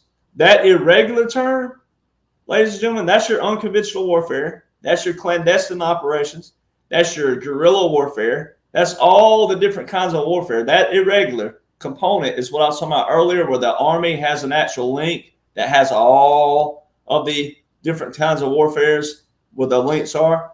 That's what that one word entails. So then you break that down. That's your special operations. That's why you go, man, that Derek guy, he's talking about the assassinations are all set up and planned. Well, they were things that happened in the past, but they're a replay for the past to present the present. All right. So if you want to know what really happened, then this is it. But if you're someone who cannot ever get in that mindset, then you may just have to live in the present and think of it as a present. But it doesn't mean that it doesn't exist, because it is part of warfare, unfortunately. And because we are in a society where it has to be drip, drip, drip. I mean, you know, I wish it was more. I mean, my dad and I talk about that all the time. We talk about, man, I wish it was more where, you know, you didn't have to wait 4 years, 6 years, 8 years, whatever it is. But that right there, getting into the Judge Advocate General, when President Trump changed that courts martialing, when you go read the Military Justice Act, which that's why I joke with liberals. I say, y'all want to call it Trump Supreme Court, Obama Supreme Court. Well, if you want to do that, you really shouldn't do that. But if you want to do that, go back to Obama Supreme Court. They're the ones that clarified in the Military Justice Act of 2016 that military courts and federal are separate, which means the laws are separate, they're separate. And they specified the courts martial process in there again, which that was way back here in May 2016. And that didn't get passed until the 2017 Defense Authorization Act. So if you actually go read the report, it says August 2020, even though it was written way back here in 2016. So then apply that number. August 2020 was after those two numbers right there. But when you read what President Trump put back into place, it is, I mean, it gives you chills in another manner, but this is saying it, like I told a buddy the other day, if they got dirt on you, your ass is grass, is saying this, because it put the authority back into the hands of the general of the. There could be no rebuttal from. Ironically, that's crazy to think about, that someone on the lower rank could have rebutted a case or a decision. But if you go back and read all the other courts martial process that Obama and all that had in here, and then go look at the difference of what President Trump either way, if you want to call it reinstated or whatever term you want to use, but put back into law, it puts it in the sole decision of that general of whatever case it is. And I find it interesting too that one of our jurisdictions, one of those jurisdictions is in St. Croix, and where they shown Joe Biden vacationing every December, St. Croix, right? And I've already shown people people say, well, it was cold when they left in D.C., so they were probably still wearing. I'm like, no. You own an aircraft like that, and you're the president. If you're the president, you're on an aircraft like that, you can change by the time you get to St. Croix. You ain't going to walk out of St. Croix with a scarf on and a full weather jacket. You ain't going to do that. That's like Texas in August. You're not going to do that. No. So that's what they showed everybody, that Biden and St. Croix in 2022 and 2023, right, Christmas vacation, right? I mean, I guess if it's Chevy Chase vacation, okay, maybe that'll work. But, you know, they put it right in front of everybody. So there's a jurisdiction there. And then there's, you know, so, you know, but that, yeah, in the National Guard, if you go to page 93 of that joint publication, it shows the authority, it shows the actual chart for the executive order. Well, it wouldn't be not the executive order, but it shows the Title 10 that went with it. Real quick, here it is. There it is, right Biden there. arrives in U.S. Virgin Islands. There's the cap. Look at the scarf. And you know that. Look at that. Come on. I mean, Come on, if anybody's dressed more for it, he is, right? But all the others are like, no, you know, like they're like, oh, the Polar Express. You know, it's insane. Again, in case anybody thinks, here's the caption, here's the article. There it is. Biden arrives, and I got the image. At the time, live time, I went over to Google and because I have it time stamped like I do on my screenshots. I went over to Google as fast as I could, and I'm like, what's the weather? And it was like 85 degrees, you know, 75, 85, and it said humid. You know, it tells you, you know, I'm like, you're not going to walk out like that. You're not. You own an Air Force One. I mean, they tell you Air Force One has. They tell you Air Force One is 4,000 square feet, ladies and gentlemen. That is like a beach condo. Maybe they flew with the windows open. Absolutely. That's why they have no cognitive skills. Or maybe Jill just had COVID for the 17th time and she was cold. You know, that's possible too. Exactly. Yeah. But, exactly. You know, Derek, you mentioned in the last few minutes we have here, we should touch on this because you said something that's a perfect transition, right? You talked about irregular forces, right? Psychological operations, the secret army, the operators, all that stuff that we've covered. And that is exactly how we're seeing all of these different events take place. You talked about a controlled presentation, and anybody that's watching tonight that hasn't seen it, that's interested in a little bit of a deeper dive on the second assassination attempt. I did a show on this on Sunday. It's in the Rumble link below. I was also on with Joe Rambo this afternoon. Please check out his channel. We talked about it. So we're not going to do a huge deep dive, but I want to get Derek's take on it because Derek is one of the people, like Mark and I, that were very forthcoming and still are about the first assassination attempt and how, and we're not going to go back into that one, but how it was very obvious to all of us that was a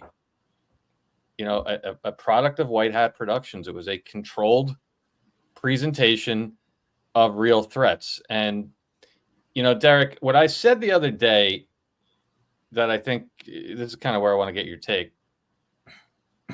You know as well as anybody how many threats there have been on Donald Trump's, I shouldn't mean threats, attempts there have been on Donald Trump's life, right? Dozens. It really depends on who you ask. Dozens, though. You know, right away you should say to yourself, why is it that all of a sudden since Butler, there was Butler, then there was North Carolina where they arrested a crazy gunman that wanted to take out Trump, and then Phoenix, the same thing, and of course now what we saw in West Palm the other day. You know, logical common sense should have people asking why all of a sudden this is being broadcast to the world as if every good old boy down in Florida wants to get a gun and go take out Trump. All of a sudden now, and that plays right into what we talked about a month ago, man, or 2 months ago when this happened with the controlled presentation. So to me, it was very obvious. The narratives get more crazy as the days go on, I just walked out today and somebody had the TV on and we saw, oh yeah, of course that gunman, he was lying around for 12 hours, right? 12 hours he was in the bushes. I said this to Rambo today, and I'm not encouraging anybody to do this. I don't recommend it, but go ahead. Go get a fake gun. Don't even take a real one. Get a fake gun and go try to lay outside of one of Donald Trump's clubs for 12 hours while he's there. Let me know how that goes for you. The narrative is just, it's absurd. But before I get your take on that, I just want to point out one other thing that I noticed today, because Derek talked a lot about today being Constitution Day. We know that the sheriffs are our only true constitutional law. And there's a pattern I see emerging, Derek, with all these different events, is the more and more I see around Donald Trump and different things happening, you'll notice more and more sheriffs surrounding him and not the local police. So we got this video, supposedly this guy not only managed to elude the Secret Service for 12 hours, not only managed to get a gun through a fence, and there isn't really a fence, it's actually a wall, but that's a whole another point for another day. But let's look at who arrested him. I don't even need to put the sound on. There ain't a cop. There is no corporate municipal police officer within a mile of here. These are all sheriffs making the arrest. And that should kind of tell you a lot about who's on what side of all this stuff and who's really executing a lot of the stuff going on behind the scenes. But just a small nugget. Derek, bring some levity to this situation. What's your take on all this? Well, I mean, for anybody to think that a president wouldn't have an attempt on their life, whoever they are, is absurd, right? We live in a society of ignorance everywhere. We know that. I'm the kind that I grew up with a family where if the old Alabama song, a man's good word and a handshake, you're all you need. That's the kind of wholesome life. No matter what people live behind their clothes. I was in Dollar General yesterday. All right. There's a Southern store right there. I was in Dollar General. There was a little older lady in front of me. I was with my buddy, my black buddy. I have to specify this for a reason. We were in the store. We were working on something for my dad. We were in the store and we were in there. His brother is a veteran. He works there. And so there's a little older lady. She had her little head, like a little top hat looking thing on, and had her little purse like driving Miss Daisy. And she said, I'll be 80 on my next birthday. She's just talking, little black lady. She's just talking about, and she's like, I'm sorry, I'm so slow. I keep all my money in an envelope. The way I do it. It's the way I operate. So it's like that, right? And she was just living life, right? Little lady living her life. And then I don't know what made her say it, but she said, I was taught to mind my own business, though. I was taught to mind my own business. And my mama said, if it ain't for anybody, if someone said don't tell nobody, you don't tell nobody. It was like, so it's one of those things. And we were all like amening and hallelujah, right? Well, that's the world that we need to live in. That's the wholesome world. That's the world that everybody wants. And it's just like another guy I was talking to yesterday, a guy in my town here. He was like, everybody wants a house to sleep in, roof over their head, food on their table. That's what we all have in common, for sure. Right? So, it's like everybody's going to have a difference of opinion. But like, once again, President Trump, in the position he's in order to be able to do what he did, if you're truly somebody out there who can't stand the way America's gotten, especially depending on how old you are, but if like I hear my mother talk about the 50s and the 60s being, a good time to live, even though they didn't realize all what was going on behind the scenes back here, but still, like the overall life, the simple way before the internet, the phones, you had the party lines. I used to sing the Hank Williams song all the time and never knew what it meant. The woman on the party line's a nosy thing. She picks up my receiver, and when she knows it's my ring, why don't you mind your own business?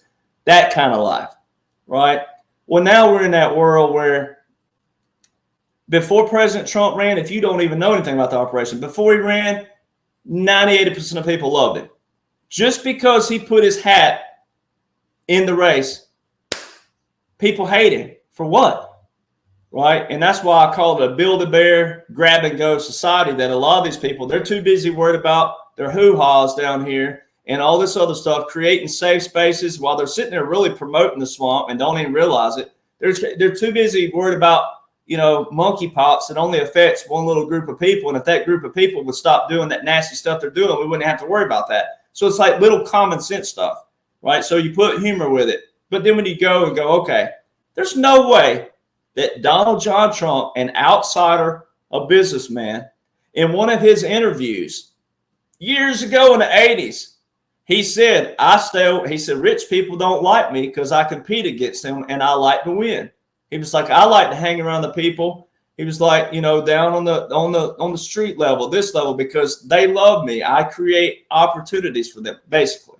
Right. So all this stuff that they teach you about the taxing the rich and all this other stuff, you can't tax the rich. You can't tax the rich so much that you can make the poor come out of poverty. There's no such thing. I mean, it goes back to all these other things you talk about.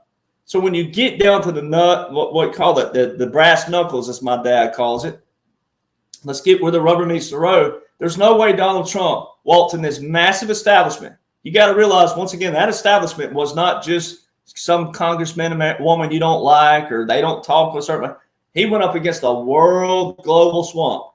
That required a massive military behind him and a massive bunch of world leaders, but also the secret military that it did talk about in Newsweek in March 2017. There's a lot of people. That secret military will never tell you who they are. It could be me. It could be anybody. You ain't going to know that. All right. But there's a massive group of people that are in those operations, right, that know. But they know because they've been tested. They've been tested right here and also by their actions, as we know. So there's no way that you can't. What people are struggling with is a military occupation is a military operation. It's martial law. That is what that entails. All right. But it don't mean it don't come with other stuff. We're still walking. We're still talking. I have to eat. When I get off here, I'm going to eat.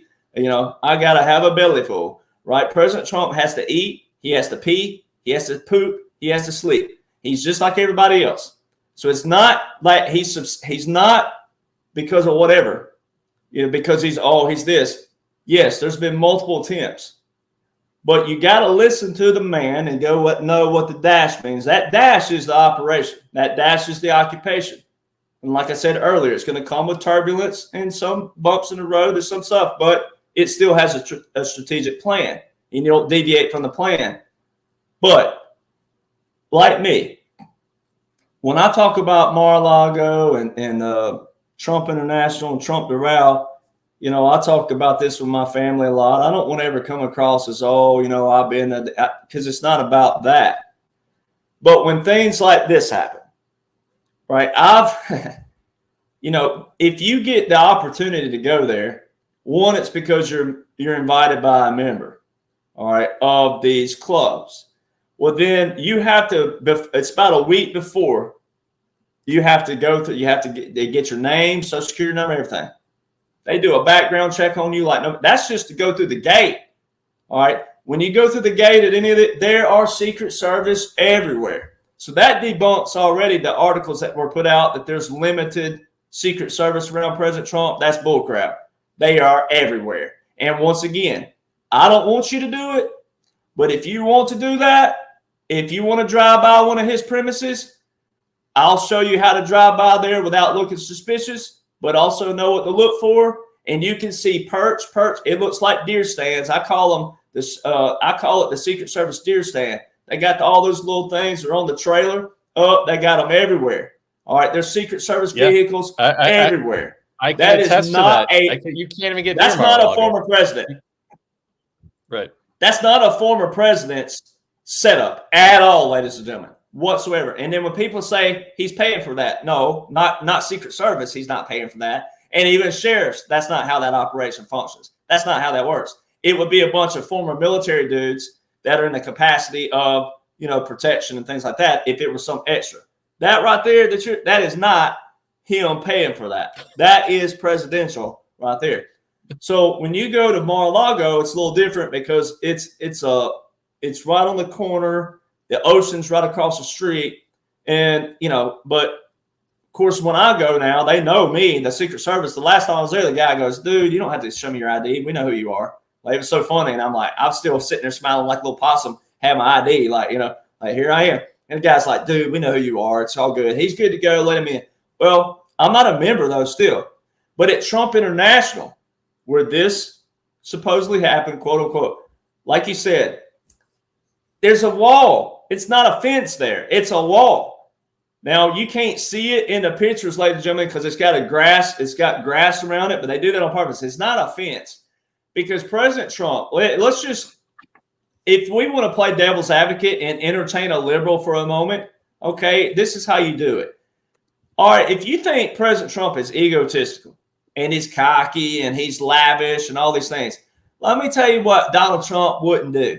He wouldn't have this big ass iron gate and then a chain link fence beside it, right? The iron gate has a massive wall right there in front of it. Plus, it's a 24-hour, even though it's just a golf course. See, what people don't know about Trump International Palm Beach golf course, it's just a golf course. It's not a resort. You don't stay there. It's just you go in there, you play golf, or either you wine and you dine and you get out. All right, it's not a stay resort. That's his golf course, right? You can, yes, the ladies go there and they have their little brunch and things like that. But other than that, it's a golf course. It ain't a resort. All right. So you got to check at the front. That wall goes all the way around that premise. There's not a fence there. All right. Donald Trump, if you're going to entertain the other side just briefly, all right, let's go with he's egotistical and he's lavish and all these other things. Man's got walls everywhere. All right. It ain't going to be big old gate, wall, and then chain link fence attached to it and go, ooh, let me peep in there. So when I heard that the driver fled off, I'm like, first off, you can't see the golf course from the road. All right. And then when they said, well, he peeped a rifle or whatever, a gun through an AK-47 through the fence, I'm like, don't have a fence. All right. So there's that. Then MJ Truth, I'll give shout out where it's due, but you get on and look at Twitter, X, whatever, way back to May 2022, there's this same dude on a Ukrainian theatrical video. All right. The dude he's been in this theatrical video for Ukraine. All right. And it's brief, man. It goes by quick. It's just a real quick video where his part is. All the other is slow. But then when they show him May 2022 now for Ukraine, well, then you got to know the history of Ukraine and tie that all in and what they're exposing of that. Ukraine's not a part of NATO, ladies and gentlemen. So the other night in the debate, listen to what they made Kamala say. It's so freaking brilliant what they made her say. All right, if you think she's real, she's not. But if you think she's real, then listen to what they made her say. They made her say that you, Donald Trump, need to tell the 800,000 Polish Americans who are living right here in Pennsylvania that you, blah, blah, blah, all this other stuff. All right, my first thought, I'm like, okay, why are you saying Polish? All right, so because Ukraine, 85% of Ukraine speaks Russian. All right, but anyway, whatever. There's that. Mm-hmm. But I'm like, first off, you can't even get the language down and the right people. All right, Ukrainians. All right, so then she says, this man is trying to pull out. You're trying to say you'll leave these people behind of a country that's not even a part of NATO.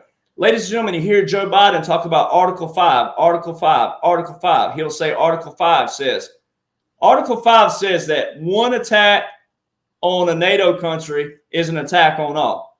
Ukraine is not a part of NATO. For the umpteenth time, they're not a part of NATO. Then Kamala, quote unquote again, was saying about, let's see, she said that, NATO, what else was it she said? She said something else that was brilliant. Brilliant from the standpoint of the flip. It exposes, I gave Zelensky military intelligence. Here's a nation who is not a part of NATO. But even then, you ain't going to be given no military intelligence. So they're exposing these people. And I got a buddy who watches a lot, and he loves, this show and loves me and whatnot. I go see him all the time in California, but he's a financial expert in the first place. But we were talking about that, how not long ago when Mike Jonhson was down at Mar-a-Lago with President Trump, and President Trump was talking about loans. Well, see, the money exchange, they're still tracking all the money, like it's tracking to the nth degree, right? And it's like there's a saying that the pig gets the fat and the fat gets the bacon, or whatever it is. There's a saying out there. Well, that's what at any one time, President Trump could have stopped this. They could walk right in like President Trump says. He says, I can stop Ukraine, Russia in less than 24 hours.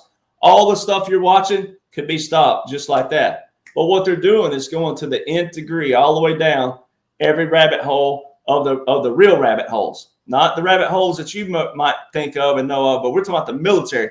They've gone to the nth degree on everything and making sure, because when they do go into a courts martial or a federal court, they're going to have everything. There won't be any kind of little peephole there to go, oh, you missed a spot here. You won't have Bill Clinton going, well, can you define what that is? By the definition, that's not what I thought of, was it?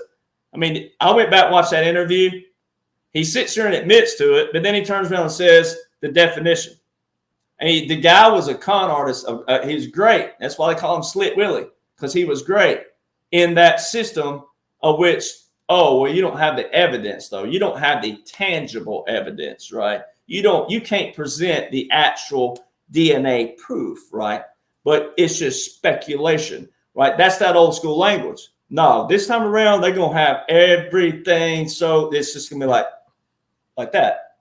So that whole debate the other night ties in with that, and it loops back around, and it's just all been, once again, it's brilliant, because it's not just our military. It's not just our people doing it, the secret military. I mean, we're talking about the world is a part of this, the capitulations, everything, the world leaders. And it's important to listen to President Trump when he said it's not all of the DOJ. It's not all of the CIA. It's not all of the FBI. He said it's the senior level leadership, which we know they've all been, it's all been taken care of. But it's still for people to realize that there's good people in China. When Kamala's talking about Xi, this guy think Xi. Why wouldn't you? Like, there's certain people, ladies and gentlemen, that are good in every nation, and everybody's on that work. But that was all public exposure on that. The Ukraine thing and this assassin, it brings everything to the light.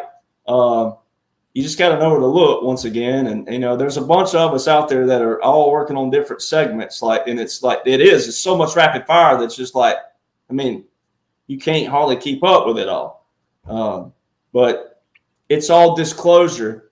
And so they made her, hang herself, hang everything to the normal people out there that thinks it's all real, because whenever the evidence does come out, ladies and gentlemen, they're going to be able to say, well, you said it back here.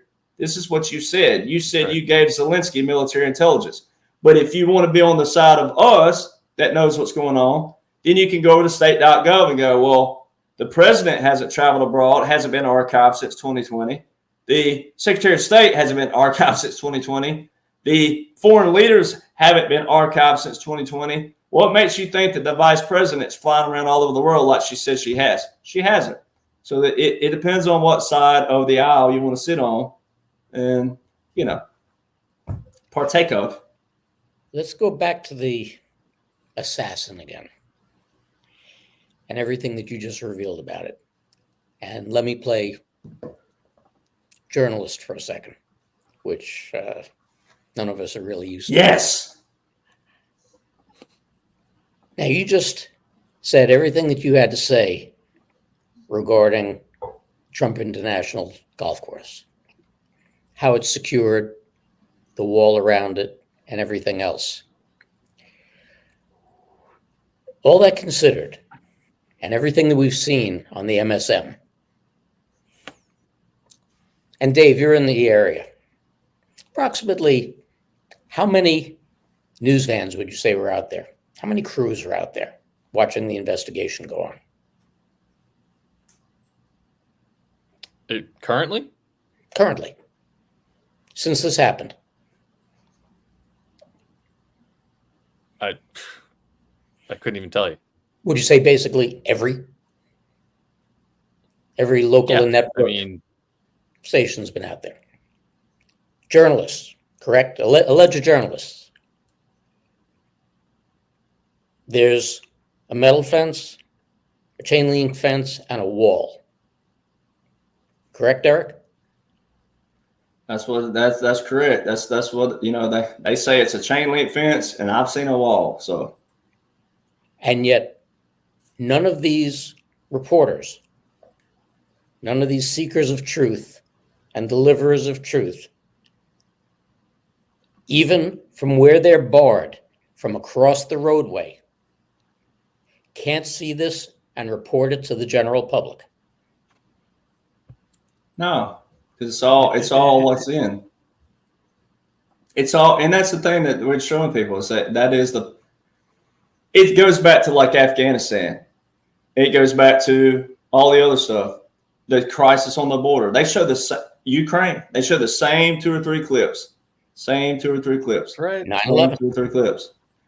You know, and that's you know, That's exactly right. but I mean, I'm in the understanding that it's you know, it's all part of it, but it's to bring people ready for the JFK file reveal, and then also the past presents the present, not just to get JFK, but also what President Trump would have gone through. And this is the only way to get people on both sides of the aisle. I mean, Dave, you've seen them probably on X. I mean, look at all the comments. Like, what I saw one, and we're talking about big blue checks too. That's why I talk about blue checks all the time. I'm like, I ain't talking about like little people. We're talking about like some that are getting 200, 300,000 hits and 20 and 40 and 50,000 likes. How many times? One of them said, "How many times is this MFer going to stage his death?" I mean, we're talking about some sick people out there. Like to get to them to say, "Okay, do you support the military? Like, do you support the Constitution?" You say you do, right? So you say you do. So, what if I show you that there's a military occupation in place, military operation that's for humanity? These people wouldn't listen. So see, so what do you get? What does it take to make them go for humanity's sake? Right. So that's the stuff. A lot of this, you know, some of them is going to just be lost, no doubt, until they show stuff with children and all kinds of stuff like that. But for the ones that are the turntable people, average everyday Americans who are kind of complacent, not in a bad way, I don't mean it in a bad way, but just kind of complacent, lazy, sleepy, whatever, sluggish, then this is setting a precedent of, hey, when you see everything America at its worst in every capacity, then you can know where to take action, how to take action, how to be involved, also how to use your voice, and also how to use, you know, whatever your strength and skills are to get involved where you are. All right. So it's a full public disclosure in another manner to show what I mean, he's not the first. Reagan got shot at. Gerald Ford. Look at the governor of Alabama. Now, he was out there, yeah, you know, for the South, and especially what was going on during segregation and all that. And he was still hanging to the past, whatever you want to call it out there, whatever. But still, it doesn't matter. Governor Wallace, George Wallace, was shot, and it actually what put him in a wheelchair. So you know, this has happened throughout history. It's not like they're susceptible that they you can't, you know, they're not going to get shot at. Period. And there's also things that can be a part of operation, and then everyday life, there could be some idiot out there that does, you know, like way over somewhere that tries to take a pop or whatever. Like there's certain parameters that you can't cover. You can to a level, depending on if it's strategic, operation security, whatever it is. But if like President Trump's, you know, traveling somewhere or whatever it may be, and I mean, you never know. There could be someone that tries to shoot a vehicle, and it does happen. It's not like it doesn't. That's why they are bulletproof vehicles on top of it. So when you saw Elon Musk was joking about, should I make President Trump a bulletproof golf cart? Man, the liberals went nuts. But, you know, but that's showing you that this is not that serious. It's showing you that. There's ways, once again, it's like a quarter or a coin. It's got a heads and tails. Depends on what side aisle you want to be on. You want to be positive, optimistic, know what's going on, or negative, pessimistic, chicken little, the world's falling on you. It just depends on which one you want it to be. But, when you see President Trump laughing and cutting up and he just sitting there, like chilling, that tells you right there it's not that serious. Once again, I have to be careful when I say it, but President Trump says two things. He's got the stuff he has to say to the normal, sluggish, laggards, sleepy, normal, everyday, who don't read the laws, don't read the orders, don't know anything about military. Then he's got the very few over here that are going, hey, you want to know what's really going on? Here you go. And then we're not Hansel and Gretel in you either. We're giving you full doses daily. All right. But in order to get that full dose, you got to know the core components. So the language, the verbiage, the definitions, the terminology, and all that. And it is a lot of information. There ain't no doubt. But once you see it, you'll feel like, I tell people, I wish I could upload my spirit and passion, but also the feeling you get once it clicks, because it's like once it clicks, it's like you will have that true light. It's a light bulb, and it's a peace, It's a calmness, it's a passion, it's a fire, it's hard to describe it. And you don't have to be a veteran to feel that, not whatsoever. We have militias and things in our nation that were a lot more sometimes important than even the active duty veterans. The mentality that our founders had. Absolutely. And, I echo everything you just said, especially about the light bulb. Some of us, it does take a while to grasp what's going on and the gravity of it and quite frankly, the insanity of what we're really looking at. But anybody that's come across to this side and has spent the time listening to people like Derek and many of the others out there that have been in this lane of this continuity of government, this, movie, although there are many real things going on, but Hugh talks about it a dozen times about a movie. And the better way to put it is this controlled presentation of events. Once you get your head around that, I can tell you right now, I don't know anybody that's ever gone back. I don't know a single person in these communities on X, on Telegram, and that looked at this stuff, digested it, accepted the fact that we are watching this very real operation, this controlled presentation, that has gripped that and accepted it, and then reverted back to no, it's not happening. Once you see it, you see it. There's simply no. You can't unsee what you see. You can't unknow what you know. You can't unread what you read. Because it's there, and it's like you can't. It's kind of like the Bible says. The Bible says it's better not to know than to know and to deny. So it's like, now I'm not here to preach either, but, and I tell people all the time, like the Bible has a verse for everything. It really does when you read it. But when you don't read it, it's easy to say, it don't say that. Yeah, it does. Like the liberals, they say, that's the other thing Kamala did. They say, Kamala said, democracy. Then one time she said, your former general said you're a threat to the republic. So now we're a republic. Then she went back to the democracy later. Like you can't, like I'm like, but the Article 4, Section 4, you don't even have to go far into the Constitution. Article 4, Section 4, Republican form of government. Every state to be a Republican form of government. It's real simple, And then when you know what a democracy is, they exemplify that, because a democracy, ladies and gentlemen, would be like if you and I were all in a town, and I went to Dave's town, and Mark and I are there, and then I did something. And Mark's the witness, and Dave says, well, it's my town. You ain't doing this in my town, and you ain't leaving my town because I got some boys and girls that ain't going to like you. And then all of a sudden, I have no representation because Dave says, well, my town says this, and my town does this, and my town's going to do this to you. That's what a democracy is. In a constitutional republic, it says, well, I'll just leave your town and then I won't come back, whatever, that you have more freedom in a constitutional republic than you do in a democracy. Because if they deem that and they take you, you're done. right? If they were the kind that did like Texas did all the way up to the 1930s, they hang you for stealing a horse and made the town watch it. So like if you stole a horse, but you were like, whoa, I didn't know that it was out on the prairie roaming free, and I didn't see, it's this person owns 50,000 acres. I didn't see the fences. I wasn't near the fences. Well, you have no argument. You have no case because it's their word on yours.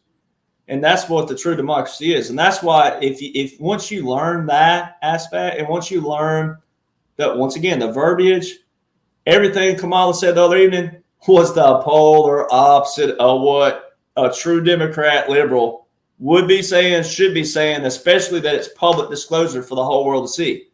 It's like once you go look at the laws and orders and all the other stuff behind the scene that's invoked currently in place, is not what they wanted to be saying. Any of that stuff she was saying. So brilliant stuff. It's a brilliant. I don't even know any of the words for it. Really, it's like I think it's God divine. No. It's just we're turning the page in the world. Absolutely, man. And it's getting. I know people are probably sick of hearing me say this, but it's true. All of us that see it, we all look at each other and we say the same thing every week. Every week we're like, it's just getting more and more obvious. I don't think there should be a person in this chat that doesn't wake up every week or every day even and say, yeah, you know what? Things might not be where I want it to be in my life. I could say the same thing, absolutely, personally. But when it comes to the stuff we're talking about here, might not be in our time frame, but I could tell you right now, I wake up every day or virtually at this point, and I look at my phone and I say, here we go again. It just becomes more and more obvious every day, every week. And that's what you got to hang your hat on right now. You guys, everybody here, I talk to a lot of people individually in my, well, not a lot, but people in my circle, my friends and family. And I say, we're not wrong. We're not wrong. And all of you should be able to look in the mirror and say that to yourself. You're not wrong. It doesn't matter. Yeah, I know it sucks. People think you're crazy, your family. But okay. Yeah, that's not going to be forever. But I'll tell you one thing, there shouldn't be a person in these audiences that doesn't wake up and look in the mirror and say, there's parts of this, like Derek says, embrace the suck, right? Okay, it's not the greatest thing in the world to go through, but you can hang your head on one thing. You're not wrong. You're not wrong. And it really is a beautiful thing to watch unfold and to watch more and more people come into this. And Derek, man, I want to thank you again for, being such a great friend of the channel and being so generous with your time. I can tell you had upwards of 5,000 people on all the platforms tonight, and the chat is just on fire. And, I know you know this, but it's worth repeating. The people are so appreciative that you have stepped into this role, and you execute it so well, man. You stay in your lane. You're consistent with what you do, and you're bringing people the receipts. And it's we're all incredibly appreciative to have you here, man. Well, I appreciate that. It's an honor. I tear up every now and then. I hear stuff like that. The other thing I think about is my mom and dad. A lot of people are sacrificing their time too for me to. I tell people I'm just serving beyond my service, and but I do appreciate all the comments, and I know I get on the roll sometimes, and then I say some things, but it's like every now and then you got to kick a little. I'm good buddies with the group, the Little Texas, the group Little Texas. They had a hit song with that. You got to kick a little sometimes, but I do appreciate it, and it's that's like I tell people. Someone said, "Why you?" I said, "Well, somebody's got to do it." I mean, and so that's why I tell everybody: if someone's making you feel whatever it may be, you just say if they say that to you, say, "Why you?" Say, "Well, somebody's got to do it." So somebody's got to pick that torch and take it. And if I can preach just a little, I'll just tell a quick story about. Like I got a cousin that's a preacher, and he and his wife remind me all the time about the 4-letter words I say that ain't welcome in church sometimes. But But he was telling a story one time that, you know, it was a war story that someone he had heard, and he said this: the enemy had surrounded this encampment, and the lieutenant and the commander, the captain, they were, oh man, we're not going to make it. It was negative. They were short on ammo, things of that nature. And then he said there was this one private who was just dumb at the world, just, you know, didn't carefree, careless, didn't care. He was a private. I'm in the military, whatever. And he said that he ran down. So the captain climbs up in the tree. This is Vietnam. Captain climbs up in the tree trying to look for something. And the young buck private, he goes and he wanders off and he finds this ammo, comes running back with all this ammo. And he was like, I found a compound of ammo. He's like, we got them right where we want them, baby. Well, that captain the whole time who was supposed to have that attitude was looking down at that buck private going, yeah, we do got them right where we want them. But he should have been saying that the whole time, but he didn't. But, you know, it's the attitude. It's always your attitude. And it said, flip it over. I don't care what people think of Tiger Woods, his personal life. I know some people that know him personally. But there was an old story of Tiger on the golf course. He was about 3 shots down with about 6 holes to play. And Steve Williams, his old caddy, said when Tiger, he said, I knew how to make him mad. I knew how to get him, rile him up. I knew how to motivate him. And he said, Ty, do you ever notice when so-and-so makes a putt over there, his little girlfriend's over there just a clapping and a smiling? Well, he said it ticked him off, threw his club down and walked off. On 17, he made a birdie putt to go 1 shot up, going into hole 18, 1 up. And he said when he made that birdie putt, all he did was walk by me, threw the putter at me, slapped me on the butt, said she ain't smiling now, and went right to the 18th hole, won that tournament. That is I get chills every time I tell that story. That's the attitude you got to have. It's right there. He didn't let it fluster him. He focused in. He honed in on it. He knew he was 3 down, 6 to go. Okay, if I can birdie,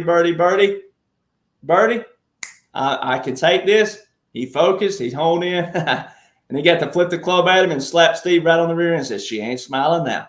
So, you know, that's the attitude you got to have. And especially for President Trump. Like that's what he's doing over there. So take the attitude that he has, listen to the man when he talks, listen to his words, and then go seek to know what that dash means. And then you'll go, you know, now I do want every liberal and every Democrat possible that can come over. I do. It's the leave the man behind mentality. But, you know, you can still go, you ain't smiling anymore. Y'all ain't saying all them slurs anymore. The more this stuff comes out. That's the attitude you got to have. And that's Amen, what makes me friend. tick on it. That's Amen. what makes me tick on a daily basis.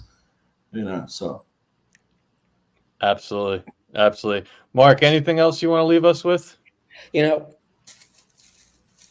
every day, and we've had this discussion before, every day I get up and my wife and I have discussed this a million times. I know you and I, Dave, have discussed this a million times. Why me? Why am I awake? Why is all this stuff? And when you sit and you look at it, there's no doubt about the fact that everything that's transpired for us, everything that we've been privy to learn and to see and to understand has been divine intervention. You know, I don't care if you're religious or not, it doesn't matter. But you can see that it's divine intervention and it's a spiritual thing. And while you sit there and you say to yourself, you know, why me? You know, you've been chosen for a reason, and we've all got our little part in it. And a lot of the times, I know people get a kick out of watching Big Mike and Ball Chin Man and this and that and the other. But when you look at the video of Ball Chin Man, there were things that I chose, clips in there that I chose specifically to get to the point of look at what they've done to us. Look what we have allowed them to do to us. And this is now 2024. In what's allegedly the greatest country in the world. And there shouldn't be anybody in this country who is homeless, who is hungry, who is struggling, who's concerned about where the next meal or the next paycheck or anything else is coming from. And this is what we've allowed to happen. But we also know, because we are awake and we know what the plan is, that much, much, much greater times are coming for us. And we're going to celebrate in those times. So for everybody who's sitting back and, every time there's a setback going, woe is me, when is this going to happen, blah, blah, blah. Rejoice in what we know. And rejoice in the fact that these better times are coming, that we're in a war, but this war's already been won. We're just waiting for the other people to realize it.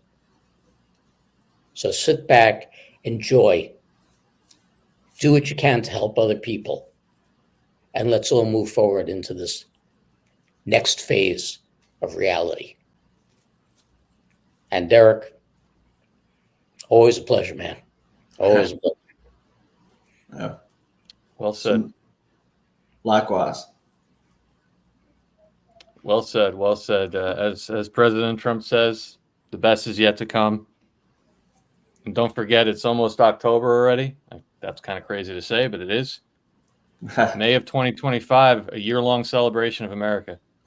Year-long. I'll tell you one thing. There's got to be a lot of stuff that changes right quick if we're going to have a year-long celebration, right? A lot. Hang your hat on that. Donald Trump promised us a lot. Absolutely. And It can change on a dime. Remember that. Okay. This has been absolutely fantastic. And,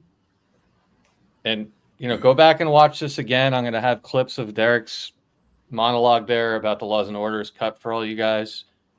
That's the kind of stuff, share it with people. That monologue that Derek did, that Mark asked him to do with all the laws and orders, there's nothing in there about Q. There's nothing in there about masks. That's the kind of stuff you want to share, especially at this time, because look, the rest of it is all going to play itself out. You can see how everything is being set up, how the media is being exposed. We didn't even get into that tonight, that the media exposure has reached a whole new level, and it's absolutely beautiful to watch. You have everybody in the world blaming the media for the incitement of riots and the incitement of violence against Trump. It's a brilliant thing to see. Couple of quick housekeeping items before we get out of here. Number one, thank you again to all of our moderators, Carrie, Kat, Claudia Rose, Doug, for everything you do. You're doing a great job in the chat tonight. Thank you to everybody here. Your participation, I say it all the time, still needs to be repeated. Your participation is equal as important to any of us who are here on the screen or with the next channel or any of that other stuff. It doesn't work without you guys. You're all playing a role in this, whether you know it or not. Consider hitting that like button, please. It does help out, especially a show like this, more so than even the other shows we do. Derek's the kind of guy we want to get out to more new people. That helps the algorithm. So if you do have a Rumble account, please hit that thumbs up. I forgot to mention at the beginning of the show, we are streaming on Locals now. So if there are any people here that are Locals members, there's a button below for that. You don't have to do it. It's the same show that you get everywhere else, but there are people that choose to support. That's below. And if you do, you can watch on Locals as well. We just added that. And then coming up the rest of this week, we have Lieutenant Colonel Ricardo Bossi tomorrow night from Australia One, wrote the foreword to Derek's book. The link to Derek's website, the documents.info, and to his book on Amazon, The Midnight Rider Rides Again, is in the description below, and the mods have been putting it in the chat. If you like what you see, or maybe you're new here, or you like listening to Derek and you want more info on that, The Midnight Rider Rides Again, that's the book to get on Amazon, and it's been doing fantastic. It's a #1 in its category, which should really tell you a lot about where people's minds are, that there are people buying this stuff. And what else this week? I said Rick. Oh, and then Sunday we'll have another episode of Respect. Mark, you want to just say something real quick about that? Before you get to that, don't forget on Friday we've got Truth Stream with Joe and Scott again. Oh yes, we'll be over on Correct. their channel. That's right. Yes, we're doing it's Scott's thirty on Friday, so they're having a big round table. They've invited Mark and I to be on. That will be at 9 o'clock Eastern on their Rumble channel. I think we're probably going to stream it here too, but either way, stay tuned on Telegram. And that Dave, is another quick Dave thing. promised cake. I'm sorry. And Dave promised cake. Right. Yeah. Absolutely. Cake. Man, screwed me up that there, is, Mark. you know what they call that? You know what they call that in the military? That's called a blue falcon right there. He just threw you right under the bus right there. Right there. Yeah. Just push you right on under it. And then on Sunday, Telegram. Thank you. Real quick, Mark. One more thing. That's what I wanted to say. I told you at the top of the show, if you go to newstreason.com, it's on the screen. That goes to our link tree. It was brought to my attention the other day by some of the mods. There's a lot of people apparently that watch on Rumble that don't follow us on Telegram. You're missing out. That's where we post all of the news stories, all of our commentary on what's going on, and most importantly, all the show promos. So if you're not following there, you go to newstreason.com. That's got everything in there. The Telegram channel, the chat channel, which is a separate Telegram channel. There's over 5,000 people in there throughout the day. That's how you can interact with each other. So in case you don't follow us now, go there, newstreason.com. That's got all of our links. And then Mark, real quick, you want to talk about respect on Sunday? and I know I say it all the time, but this Sunday is a very, very special respect, because what we're doing is we are premiering what will essentially be the pilot for a new show on the channel, featuring one of our mods, Kat, and Bishop James O'Connor. And it should be a very, very interesting show, taking us to dealing with where we're going and how people can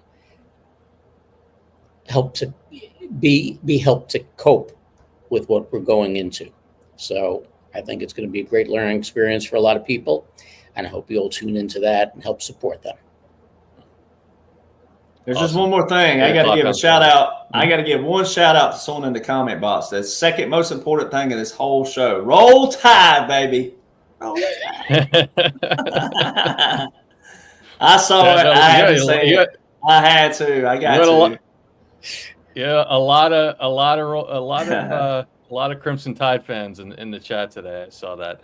The last thing before I go, I also want to say something. I know I mentioned on the other show, but I just want to thank everybody from our crew that's here, that's been involved in 17switch.com. You guys have heard me talk about that. It's really vastly exceeded my expectations. We've had hundreds of people switch over already. It's a great way to take your dollars away. And as I've said to you before, all the people involved at that, all the people you'll speak to, the people that would help you out, run you through it, are literally all people from this community, from our chat room, from our Rumble channel. It's us helping each other. It's not a third party. It's not a call center. It's not some foreign company and that kind of stuff. So, but I just wanted to say a special thank you to everybody that's involved with that. We're about a month in. It's been incredible. And I look forward to keeping it going. So thank you to everybody involved with that. And also thank you to everybody out there who has helped us in the 8 months that we've been in existence now to surpass 33,000 registered viewers on Rumble. Because without you, we're three idiots sitting here talking to each other. So thank you for all your support, man. This guy is as Blue Falcon and all night. Man, he just called me an idiot. Now, he can call you that if he wants to. If you want to take that, but talking about three idiots. Now, you can speak for yourself. I consider myself a moron, not an idiot. So that's just how I go. But anyway, I know where that cake would go if we really had one. It's going in your face. Ain't nobody going to be eating cake unless it's off your face. Man, this is going to be fun when we all finally get together in the same place. It's going to be a good time. Mark and Derek and everybody watching, thank you all so much. This has been a great time tonight. I look forward to doing it again. And thank you to everybody that watched. God bless you all. And we'll talk to you soon. Take care, everybody. Have a good night. We'll see y'all.